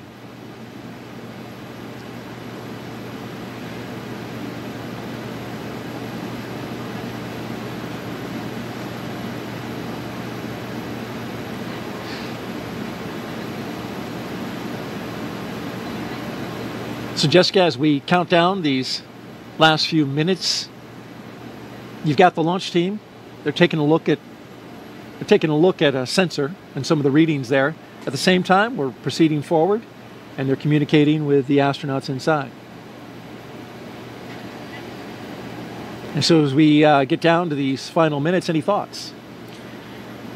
This is an exciting time for the crew. You know, they're probably running through some checklists of their own right now. They may be pretty busy in there, going through those same things that they've done in their simulations so many times before. But I bet it's getting pretty real right now, and hearing those calls about the sensor probably raises a few questions as well, but I know the ground will keep them informed as we go. 10 minutes, it's getting very close. Indeed it is. And tracking everything are Leah and Ronnie at SpaceX headquarters in Hawthorne, California. Will take us through the rest of the count. Thanks, Daryl. Our next major countdown event will be at the T-minus 10-minute mark, so coming up here, And when the Dragon Falcon 9 SpaceX, launch stand by for display configuration. There we go ahead and have the Dragon astronauts are standing by for display configuration, which will let them know that we are even closer to liftoff. The launch commit criteria that we're waiting to hear that call out for are specific thresholds and pieces of information about the entire Falcon 9 system needed to make sure that the rocket is healthy. Of course, we do have many systems in place to ensure that the rocket and crew are both safe leading up to liftoff and during flight.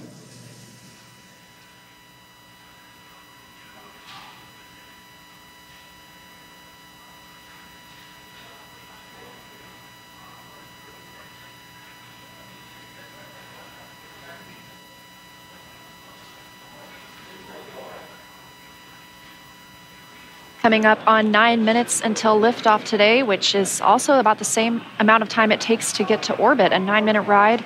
That's about the time we'll see second stage cutoff. A few minutes after that is when we'll see Crew Dragon separate from the second stage. And we'll be listening to some performance calls as we get into the final countdown, of course, and then after liftoff. On the ground, you'll hear SpaceX flight controllers reporting on trajectory, speed, booster performance, and other key milestones. But there are some other calls you'll hear the crew make also after liftoff. These are different abort zones. They come in the form of different number and letter combinations. And these are throughout the flight up the eastern seaboard. So the first two are 1A and 1B. They have that name because they're in the first stage. That lasts until they're up to the very north of North Carolina. And the next are 2A through 2E. Those come into play when the second stage is powering Dragon. That takes us from the top of North Carolina all the way to the tip of Newfoundland in the northern Atlantic. Now, a little bit different from the other naming system, you'll hear the call Shannon, which refers to Shannon, Ireland, meaning they would target off the coast of Ireland if they were later in that second stage and needed to abort. You'll hear those different calls throughout the flight uphill, along with key performance callouts from the guidance, navigation, and control officer, as well as the propulsion lead.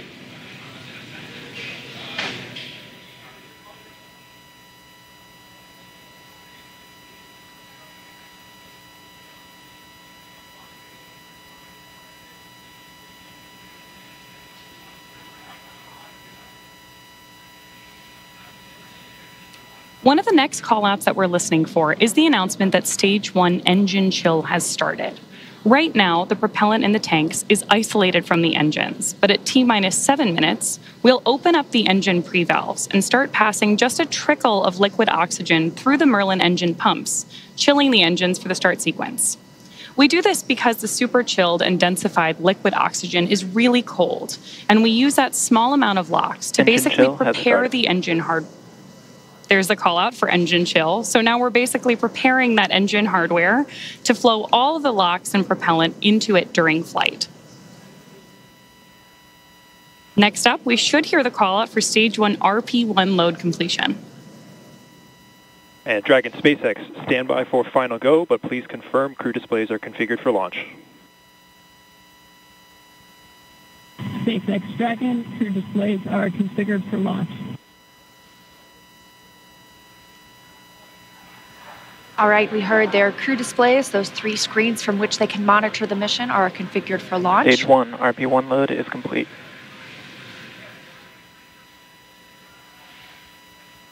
In confirmation that RP1, the densified kerosene or the rocket fuel that propels the crew into orbit, loading is complete on the first stage. We did hear the second stage was completed a short time ago as well. Now, T-minus 6 minutes until launch. We are still loading liquid oxygen on the first and second stages. This is the oxidizer we need to combine with the densified kerosene that just finished loading. Coming up, we will hear the call for Dragon to configure for terminal count and then transition to internal power at about 5 minutes until launch. Then we'll hear the propellant tanks on Falcon 9 are getting ready to pressurize, adding some additional rigidity and structural support as we get ready for the strong back to retract. It'll move just a couple of degrees at first, and then we'll see it swing open completely at the moment of liftoff. That strong back provides access to Falcon 9's fueling lines and umbilicals for the prop load and the different gases being loaded on board. So we're continuing to check through a couple of more fueling milestones, including one around the 2-minute mark, where we will hear that the liquid oxygen is... Og hvordan går det derude? Vi begynder at trippe lidt. Kan I se astronauterne, de tripper lidt? 5 minutter tilbage til liftoff. Yes.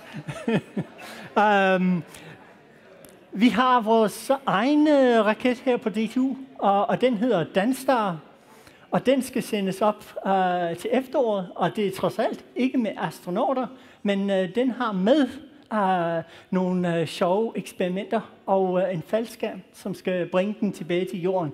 Det er dødfedt. Men det går rigtig godt her. 4,5 minutter tilbage. Nu bliver vi spændt.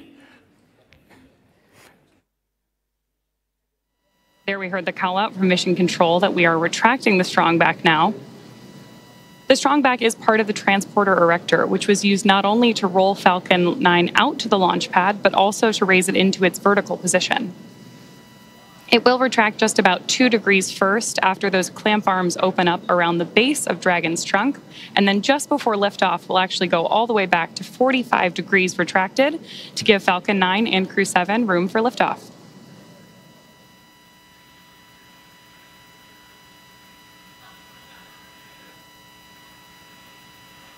Now under 4 minutes until launch. Next up, we're looking for the first stage liquid oxygen loading to finish at T-minus 3 minutes. You're starting to see some white clouds on your screen. That is vapor, it's normal. We'll continue to see that build up as we get closer to launch. Obviously, this liquid oxygen that we're loading is super chilled, so a little bit of that will boil off in the hot Florida air.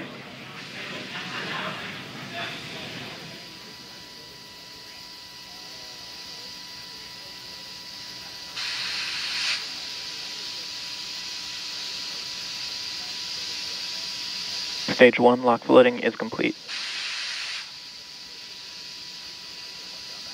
Great view of Crew 7 there inside of the Dragon spacecraft, awaiting liftoff just under 3 minutes from now.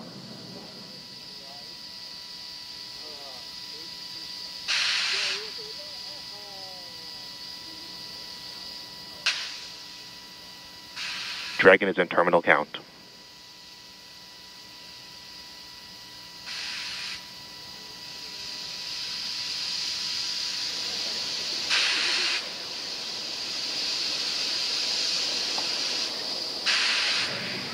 Now about 2 minutes and 30 seconds until launch.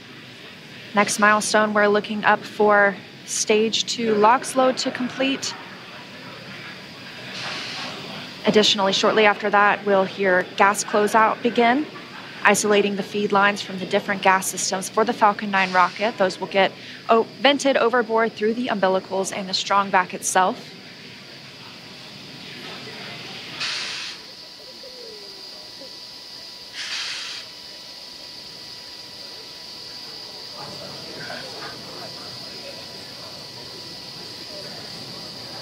Stage 2 LOX loading is complete. Dragon is in auto idle.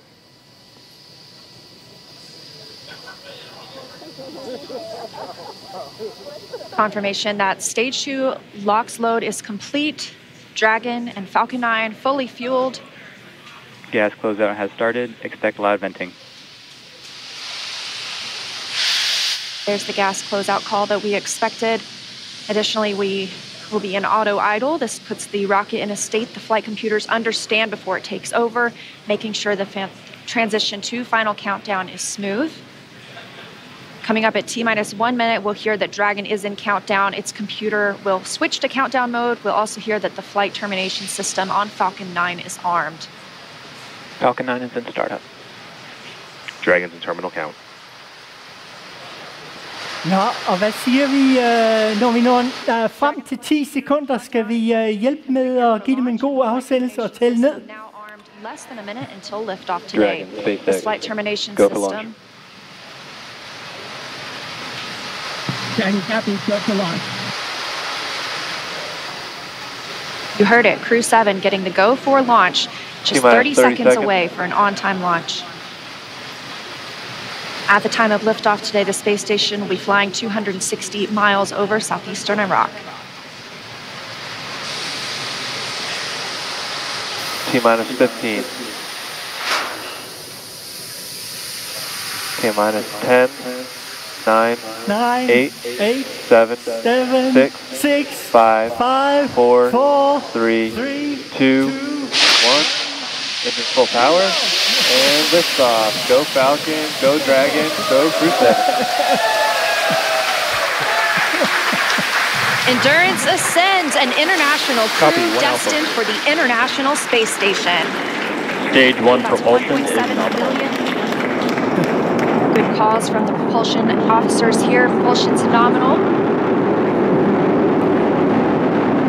1.7 million pounds of thrust on Falcon 9, taking Crew 7 to the International Space Station, now traveling almost 300 miles per hour.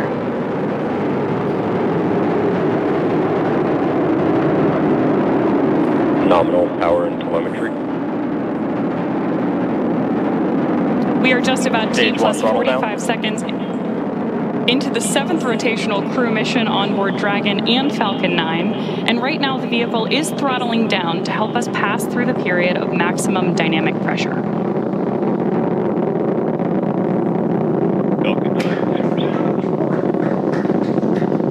There's the call out that Crew 7 is now moving faster than the speed of sound.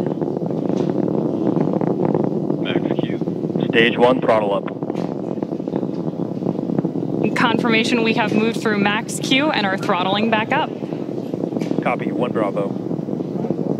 Heard that call from Jasmine on Crew 7, as well as confirmation from the ground. The call out for 1 Bravo means we are in the second and final abort mode for the first stage, but continuing to get good performance.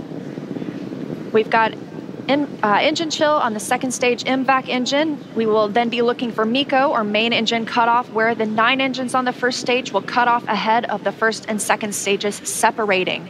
Then the single Merlin vacuum engine on the second stage will ignite. We are now coming up on 2 minutes into the flight, the spacecraft traveling over 2,000 miles per hour. Really incredible nighttime views of Falcon 9 and Crew 7 on your screen right now. So as Leah just mentioned, we are keeping an eye on a couple of critical flight milestones coming up back to back here. Stage 1, throttle Those down. are going to be MECO. So main engine cutoff, now that we're throttling down stage 1, followed by stage separation and second stage ignition. Main engine cutoff. Stage separation confirmed. Copy, 2 Alpha. MVAC ignition.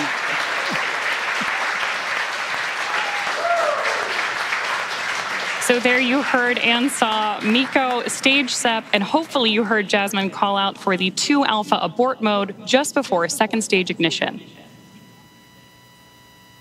And of course, this is the second stage, powering Dragon on its flight, now traveling almost 4,000 miles per hour.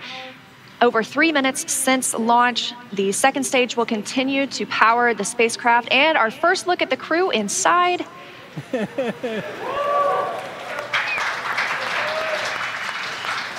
We'll be standing by for SECO. That's the next major milestone for this second stage engine. That comes shortly before 9 minutes into the flight, so we've still got some time on this engine. So right now, while Crew 7 makes its way to orbit, our first stage booster is making its way back to land. So you may hear the call-outs here on the net shortly that we are in the middle of our boost back burn.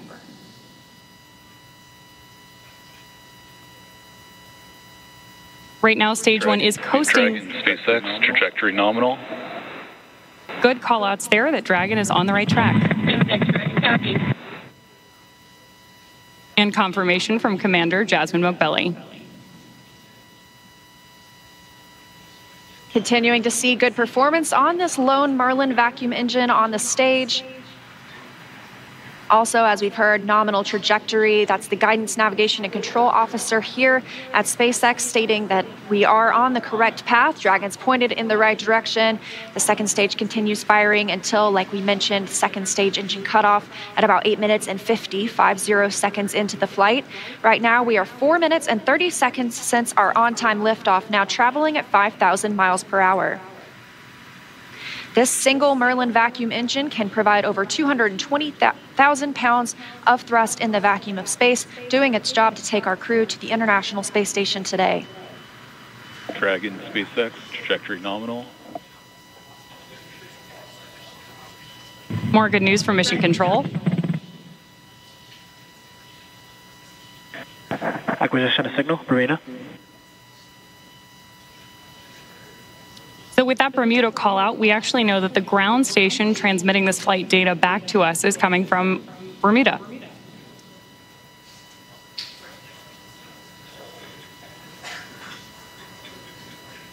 The crew is currently pulling a little more than 1 G as the second stage engine continues to propel their flight. Continuing to hear good calls to the crew, now 5 minutes and 30 seconds into the flight, traveling at 6,400 miles per hour. Again, we will continue to see the second stage fire for about 3 more minutes. Shortly after second stage engine cutoff, we will see it separate from Dragon, which will continue its journey.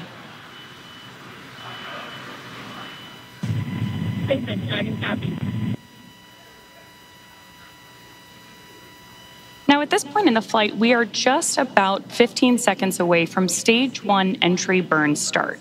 At this point, the center engine on Falcon 9 will be lit for just about 10 seconds to help us slow the vehicle down as it re-enters the Earth's atmosphere. That's not the only thing helping us on re-entry, though. The first stage sees high drag on re-entry, which scrubs roughly 70% of the velocity by the time the landing burn begins, which you just had great views of on the left-hand side of your screen. Florida Space Coast beginning to come into view in the background. All while Crew 7, of course, on the right-hand side of your screen, lit up by that MVAC engine, continues on its way to orbit.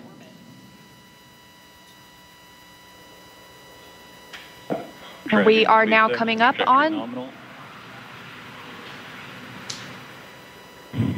continuing to get good calls as we reach almost 7 minutes into the flight. Crew traveling at 9,400 miles per hour. Again, we still have about 1 minute, 45 seconds left with the second stage propelling the crew. And of course, we are also expecting that landing burn start from Falcon 9 any second now. Great views.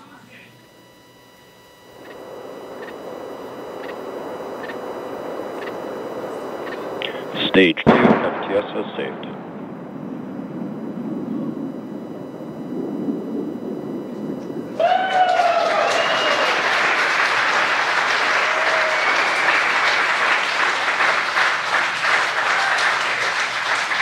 Great news there that stage 1 has successfully landed back at landing zone 1 in Florida. And stage 2 continues to propel Dragon and our Crew 7 crew members. We now are coming up on SECO, second stage engine cutoff. Again, looking at that about 8 minutes and 50 seconds into the flight. Everything continues as planned today, now traveling over 13,000 miles per hour. Again, we're looking for eventually a good orbital insertion at which we'll be traveling. Good calls here at Mission Control in Hawthorne.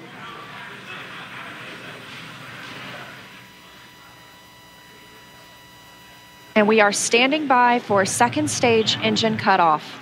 Copy, Shannon. Heard that call for Shannon. That is the call out for Shannon, Ireland, the final abort zone.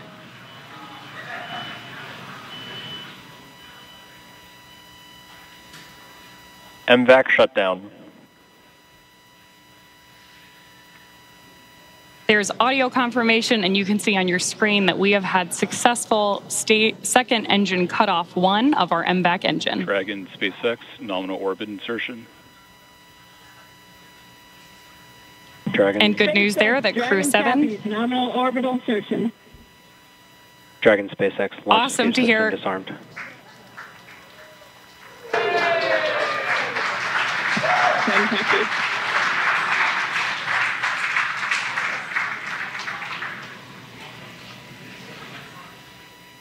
That's the first look at the crew, now in microgravity, confirmation of a good Earth orbit insertion.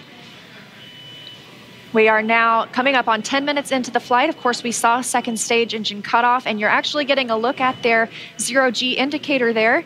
We'll stand by for them to tell us a little bit more about that shortly, but we are also standing by for second stage separation from Dragon. Acquisition of signal in Finland. So as Leah mentioned, right now, Dragon and stage 2 are still attached.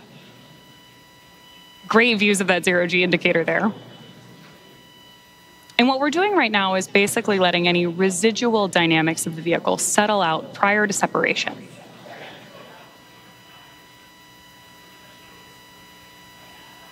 We are expecting that separation event in probably about 90 seconds.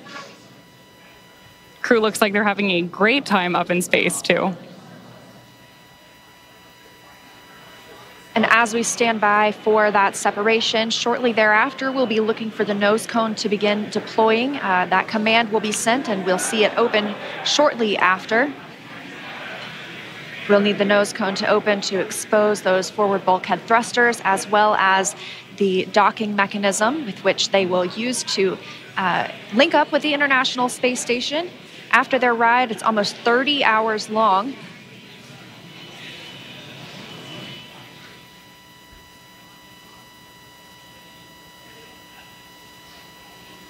Again, we had liftoff right on time today at 3:27 a.m. Eastern Time. The crew making a smooth journey into orbit. It's now been 11 minutes, 20 seconds since that liftoff. We had confirmation of good orbital insertion, and we are standing by for second stage separation from Dragon.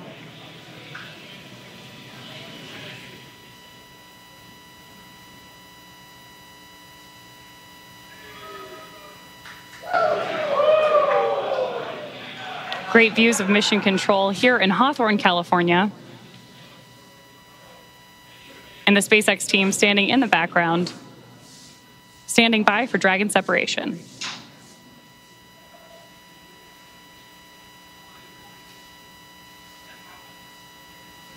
Of course, you also have continued telemetry readouts from Dragon and Stage 2 in the bottom left-hand corner of your screen.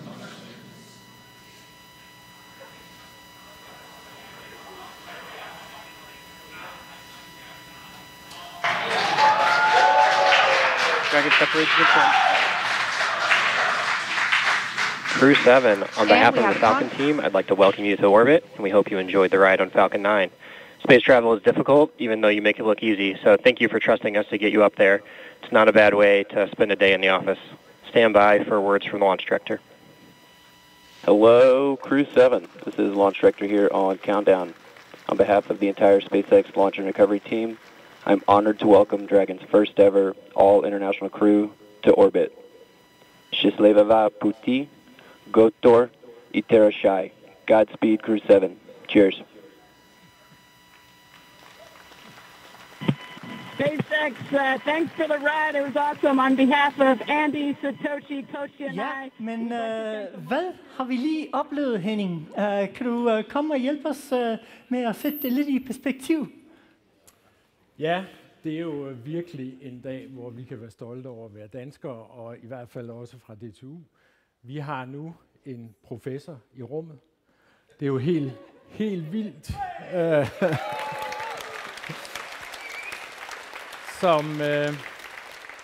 Som Phil nævnte lidt tidligere, så har vi en uofficiel verdensrekord på DTU, fordi vi mener sådan set, at vi er det universitet i verden, der har flest instrumenter i rummet.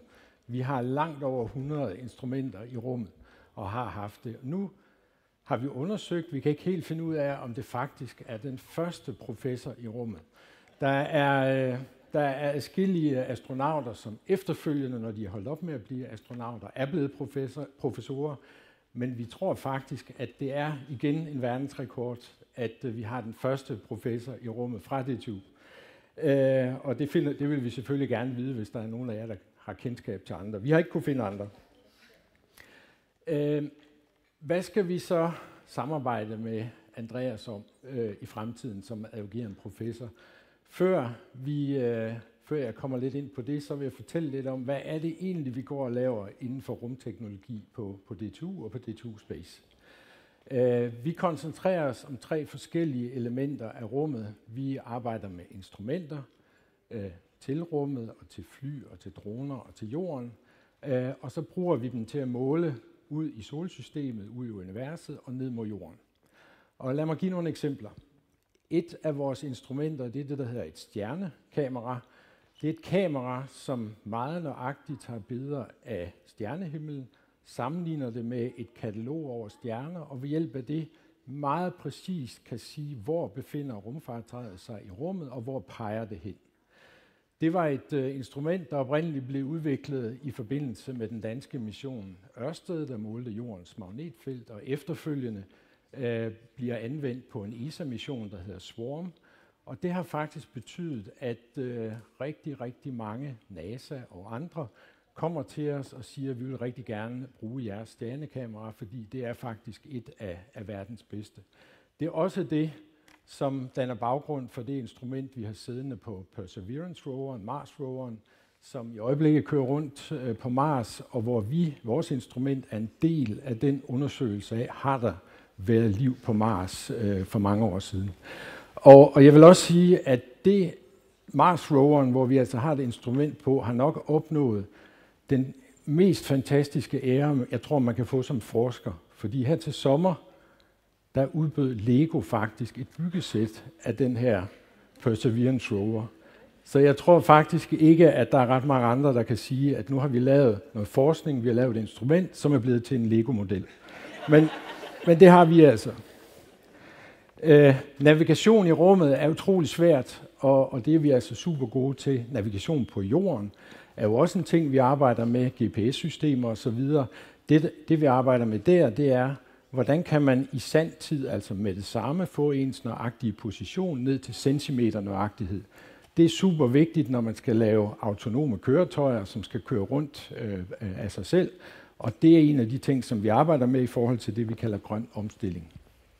Et andet instrument er magnetometer, som måler magnetfeltet, og som igen blev udviklet i forbindelse med Ørsted. Og nu faktisk her i efteråret bliver en del af en NASA-mission, der skal til en asteroide, Psyche, som bliver opsendt her, og som så først når frem i 29.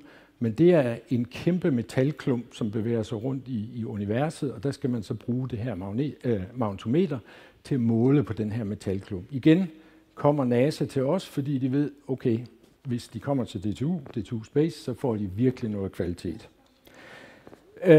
Vi er også involveret i måling af jordens tyngdefelt. Igen har vi leveret instrumenter, stjernekameraer til missioner, der måler jordens tyngdefelt fra satellit. Hvorfor er det interessant? Det er interessant, fordi det siger for eksempel noget om klimaændringer.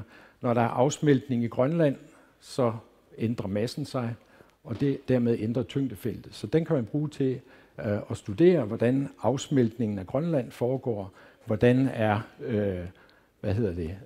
ørkendannelse osv. Der måler vi mængden af vand nede på jorden.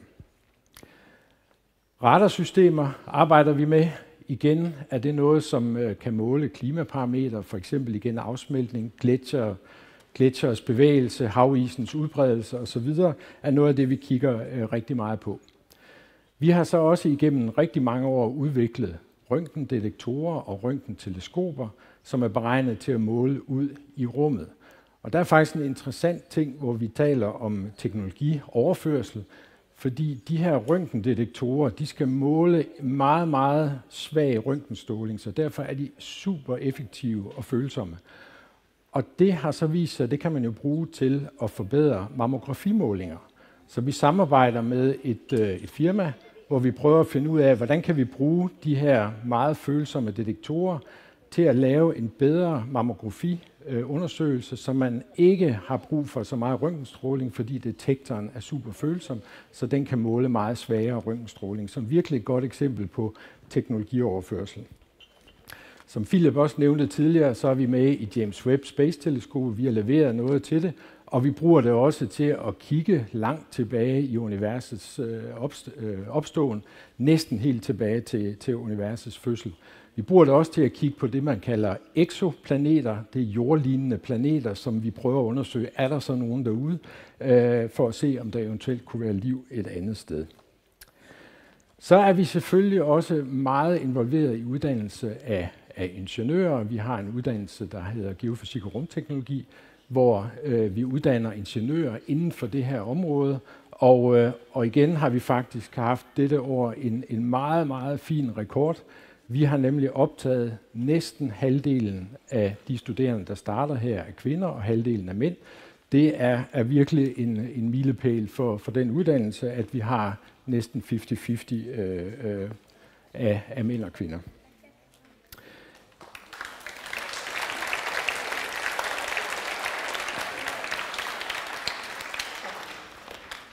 Og hvis man er DTU rumteknologistuderende, kunne man ikke lige stå op, så vi kan give dem en stor hånd?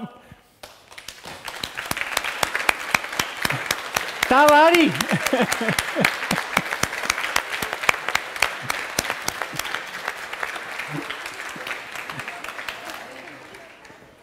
Så lidt om, hvad er det for noget, vi så kommer til at samarbejde med Andreas om, også efter han er kommet tilbage til jorden igen. Som sagt, så er det at navigere i rummet, det er en af vores spidskompetencer, og det er også et af Andreas' spidskompetencer. Vi har jo lige set her, at han jo faktisk blev pilot på den her opsendelse og igen på vejen ned. Så det er et af de virkelige kernekompetencer, Andreas har, og han har allerede været involveret i nogle af de missioner, hvor vi har leveret stjernekameraer til. Så det vi ser som potentielle samarbejdsprojekter, det er, at når vi i fremtiden ser på, hvordan skal man lande på månen, det har vi allerede projekter, der beskæftiger sig med, der er det vigtigt at kunne styre landingsfartøjerne præcis ned på månen.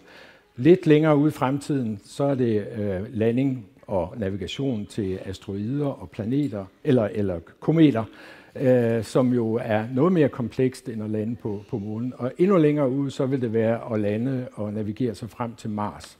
Så der er helt klart nogle meget store potentielle samarbejdsmuligheder der, som vi vil udnytte, når han nu kommer tilbage og skal agere som adjungeret professor.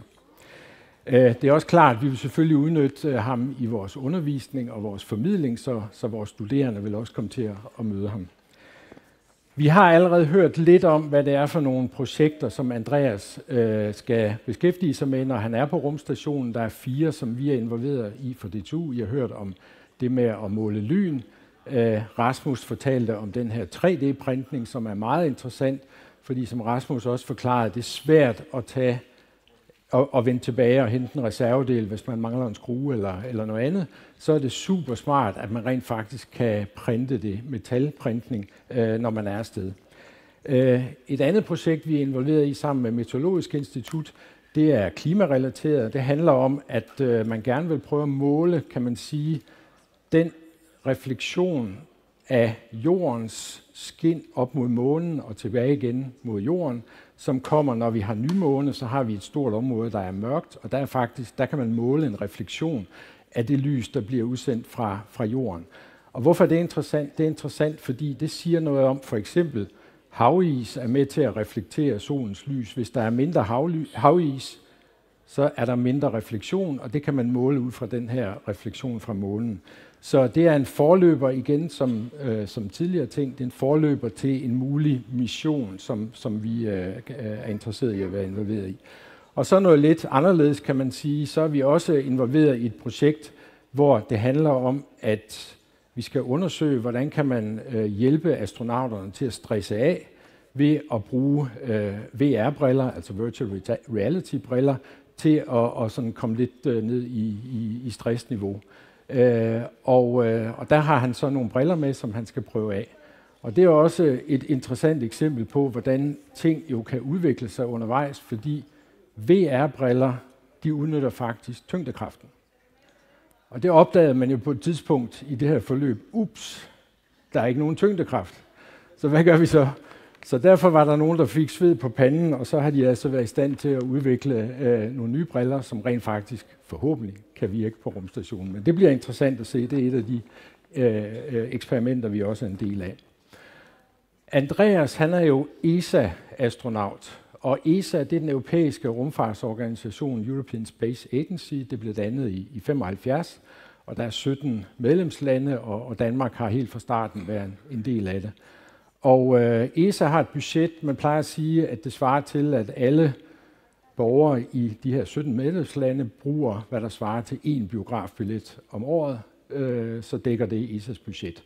Hvis vi sammenligner med USA, deres civile program, det er 4 gange større, og når I så hører, at jeg siger civile, så kunne I nok tænke jer, at hvis vi så tager deres militær med, så er det altså mange gange større. Så faktisk synes jeg, at vi gør det egentlig meget godt i Europa, i betragtning af, at vi bruger altså langt færre penge på det her end amerikanerne.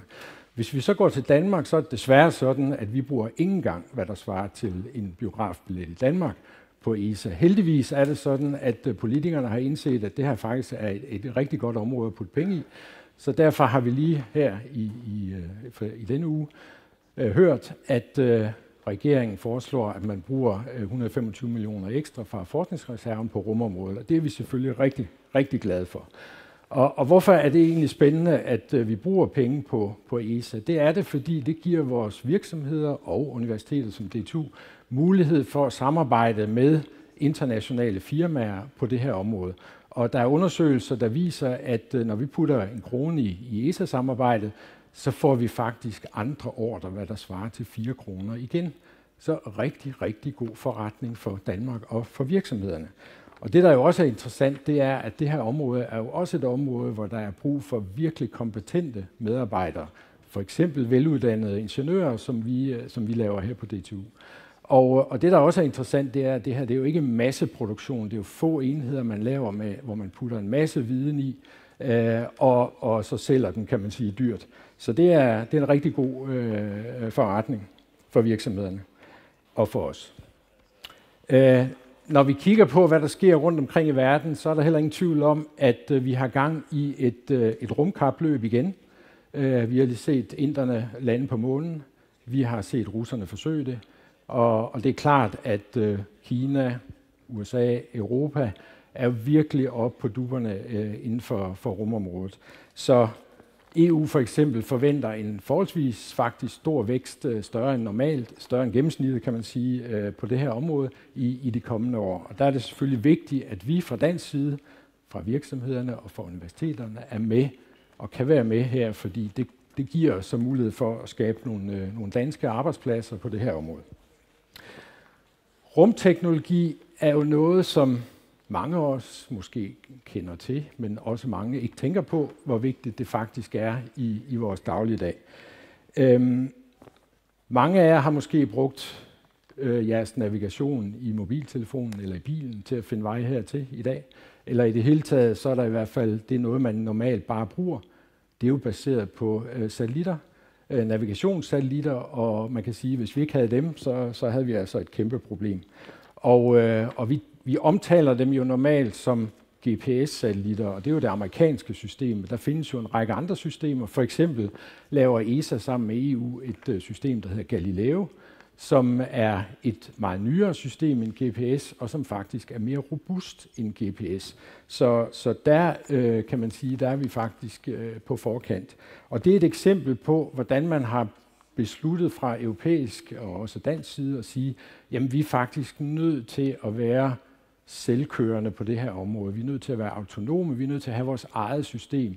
Fordi vi ved jo også, kan se alle sammen, at i den geopolitiske situation, vi er i, der er det ikke sikkert, at vi kan anvende de systemer, som andre har sendt op. Så det er vigtigt, at vi har mulighed for det. Det er klart selvfølgelig også, at vi kender alle sammen til de meteorologiske satellitter, som meteorologerne bruger, og hvordan kan de overhovedet klare sig uden dem? Det kan de ikke. Klimaforandringer kan vi overvåge med satellitter. Kommunikationssystemer, mange af dem er selvfølgelig kabler i dag, men det er også baseret på satellitter. Så alt det her, det peger jo på, at rumteknologi er til gavn for samfundet, og som vi plejer at sige på DTU, vi laver teknologi for mennesker, så det gør vi altså også på det her område. Så nu glæder vi os selvfølgelig til, at Andreas kommer vel op på rumstationen her i morgen en gang, og vi er spændt på at følge hans aktiviteter de næste halve år, hvor han både skal tilbringe jul og nytår, og også hans fødselsdag deroppe. Og så ser vi virkelig frem til at samarbejde med ham, når han kommer tilbage igen. Så jeg vil slutte af med at sige tak til jer alle sammen, der er kommet her i dag, og tak til jer, der har været med online. Så tak for i dag.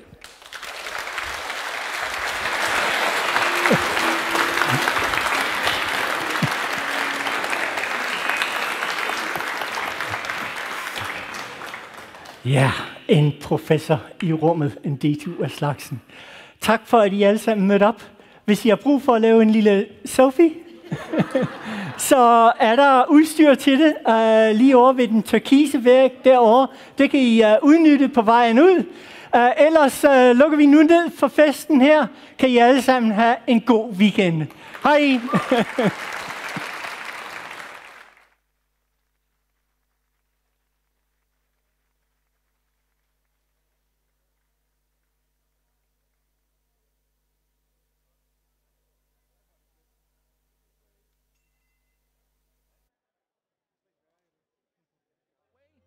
astronaut crew quarters.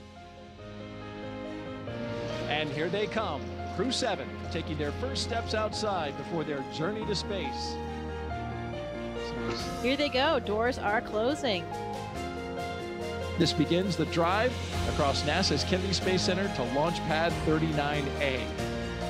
And there's Jasmine Mobelli, the commander, and Andreas Mogensen, our pilot. There go our pilot and commander carefully getting in. And here come our mission specialists, Konstantin Borisov, and on the right, Satoshi Furukawa. Technicians working to close that side hatch. 1, engine full power, and lift off. Go Falcon, go Dragon, go Crew 7. Endurance ascends, an international crew Copy, destined for the International Space Station. Stage 1 That's propulsion is 1.7 nominal. million. Good calls from the propulsion officers here. Propulsion's nominal.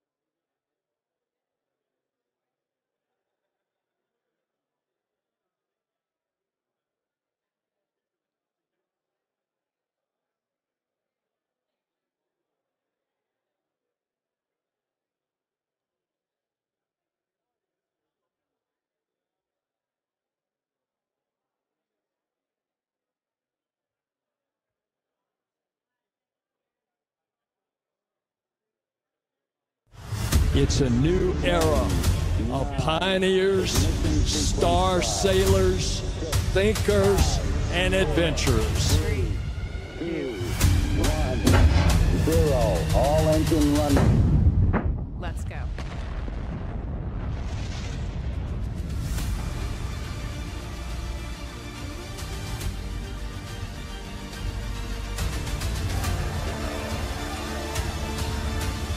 We have been given the scientific knowledge, the technical ability, and the material to pursue the exploration of the universe.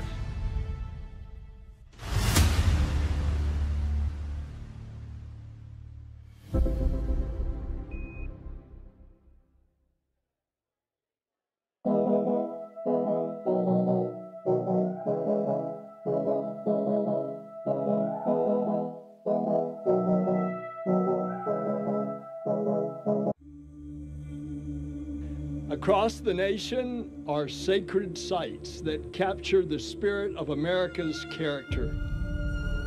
And one of those places is right here, the Kennedy Space Center. Every single vehicle that has carried humans beyond the bounds of low Earth orbit has undergone integration and testing in that vehicle assembly building, crawled down this roadway and launched right here from the Kennedy Space Center. The Space Launch System, mated with the Orion spacecraft, will continue this proud tradition. As soon as we roll out of the vehicle assembly building, High Bay 3, and the world gets a chance to see this rocket, I think it is going to be shocking. On March 17th, NASA took a giant step toward returning humanity to the moon. The fully assembled Space Launch System rocket and Orion spacecraft for the Artemis 1 mission made its debut outside the massive vehicle assembly building. We've seen the mobile launcher outside, and it's massive, but now add an over 300-foot rocket on top of it, it's just going to be amazing. Charlie Blackwell Thompson oversees the launch countdown, ultimately providing the go for launch. Entity, launch director, representing this team and all the men and women that have worked to make this day happen, I proudly give you a go to roll the Artemis launch vehicle to the pad. Ladies and gentlemen, the world's most powerful rocket right here. Once outside, the rocket began its nearly 4-mile journey to the pad, riding atop a 6.6 million pound crawler transporter, which was originally constructed to transport the Apollo moon rocket. In 1 year, we have completely stacked the vehicle. We've completed most of our testing, all very successful, and we are so close to launch, and the excitement is just crazy. Now NASA's new moon rocket is making the same journey the Saturn V took 50 years ago. And just as all eyes are on the SLS tonight as it makes its journey, in a few short weeks, all eyes are going to be on the sky as it rocks the Space Coast and takes its maiden flight around the moon. It is amazing to see the culmination of all of this work of many years from many industries and many people that have come and go, to have a chance to then now see their work going over to the pad and then launching to go to the moon. The rocket is rolling to historic Launch Complex 39B. Its launch pad used for both Apollo and shuttle launches, sending hundreds of astronauts to space throughout the decades, and now on tap to send hundreds more as we return to the moon and venture beyond to Mars. But for this mission, there will be no astronauts on board. Before the uncrewed Artemis 1 stack can launch to our nearest celestial body, it has to travel to the pad for a wet dress rehearsal, a test to run the rocket, capsule, launch team, and launch pad through their paces, simulating a launch countdown. When we get to the pad team will be connecting all the interfaces between the pad and the mobile launcher so that we can go ahead and start our operations at the pad. So at that point, the launch director really takes over, and she will go down the sequence as if it was really a normal launch day. Wet dress rehearsal is essentially launch without a launch.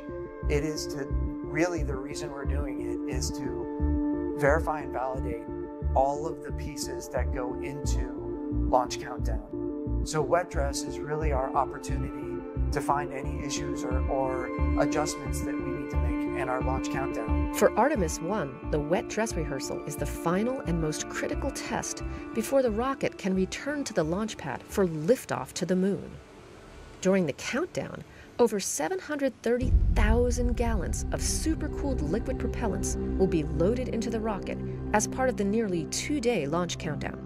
We will configure all of the ground systems exactly the way we would for launch, and we will fully load the core stage and the interim cryopropulsion stage with their liquid fuels. That'll be the first time that that's been done from here at Kennedy Space Center. There have been pieces of these things done in multiple different areas. We've tested all of these systems in multiple different locations, but this will be the first time where we pull it all together and do all of it all in the same progression that we've got laid out for launch countdown. Wet dress is the biggest milestone we have aside from launch, because that means that the rocket is now put together, has been tested separately and together, and it is ready to go and be filled with fuel to simulate how we're going to do it at the pad, and then it tells us the rocket is ready to go for launch. And behind that wet dress rehearsal is a launch team made up of hundreds of engineers monitoring each system of the 320-foot tall Artemis 1 rocket and capsule. Sitting in firing room 1 is the core launch control team, monitoring hundreds of launch commit criteria to ensure the ground systems and flight hardware are ready for launch. Now you would think that launch control team in Fire Room 1 is it, that's all you need. We have an expansive support team across really the entire NASA enterprise that is supporting us on launch day. And that support spans the entire nation, from additional systems engineers sitting in Kennedy's Firing Room 2, to the flight control team at Johnson Space Center in Houston, to the contractors responsible for designing and building each segment of the rocket and capsule. This team is really shaping up to be a great, very skilled, and ready to operate and execute launch for Artemis 1. With the Artemis 1 launch team now fully certified and the wet dress rehearsal complete, SLS and Orion are ready for their final pit stop, returning to the VAB before venturing back to Launch Pad 39B for liftoff. I mean, we are going, and we're going together, and we're having an opportunity to do this in a new generation of space exploration in which I can say that I'm honorably a part of. You know, you come every day to the VAB and you see the rocket and you can't believe what we have accomplished. People throughout history have always explored, and you never know what you're going to learn. Exploration is not always about the destination, but it's the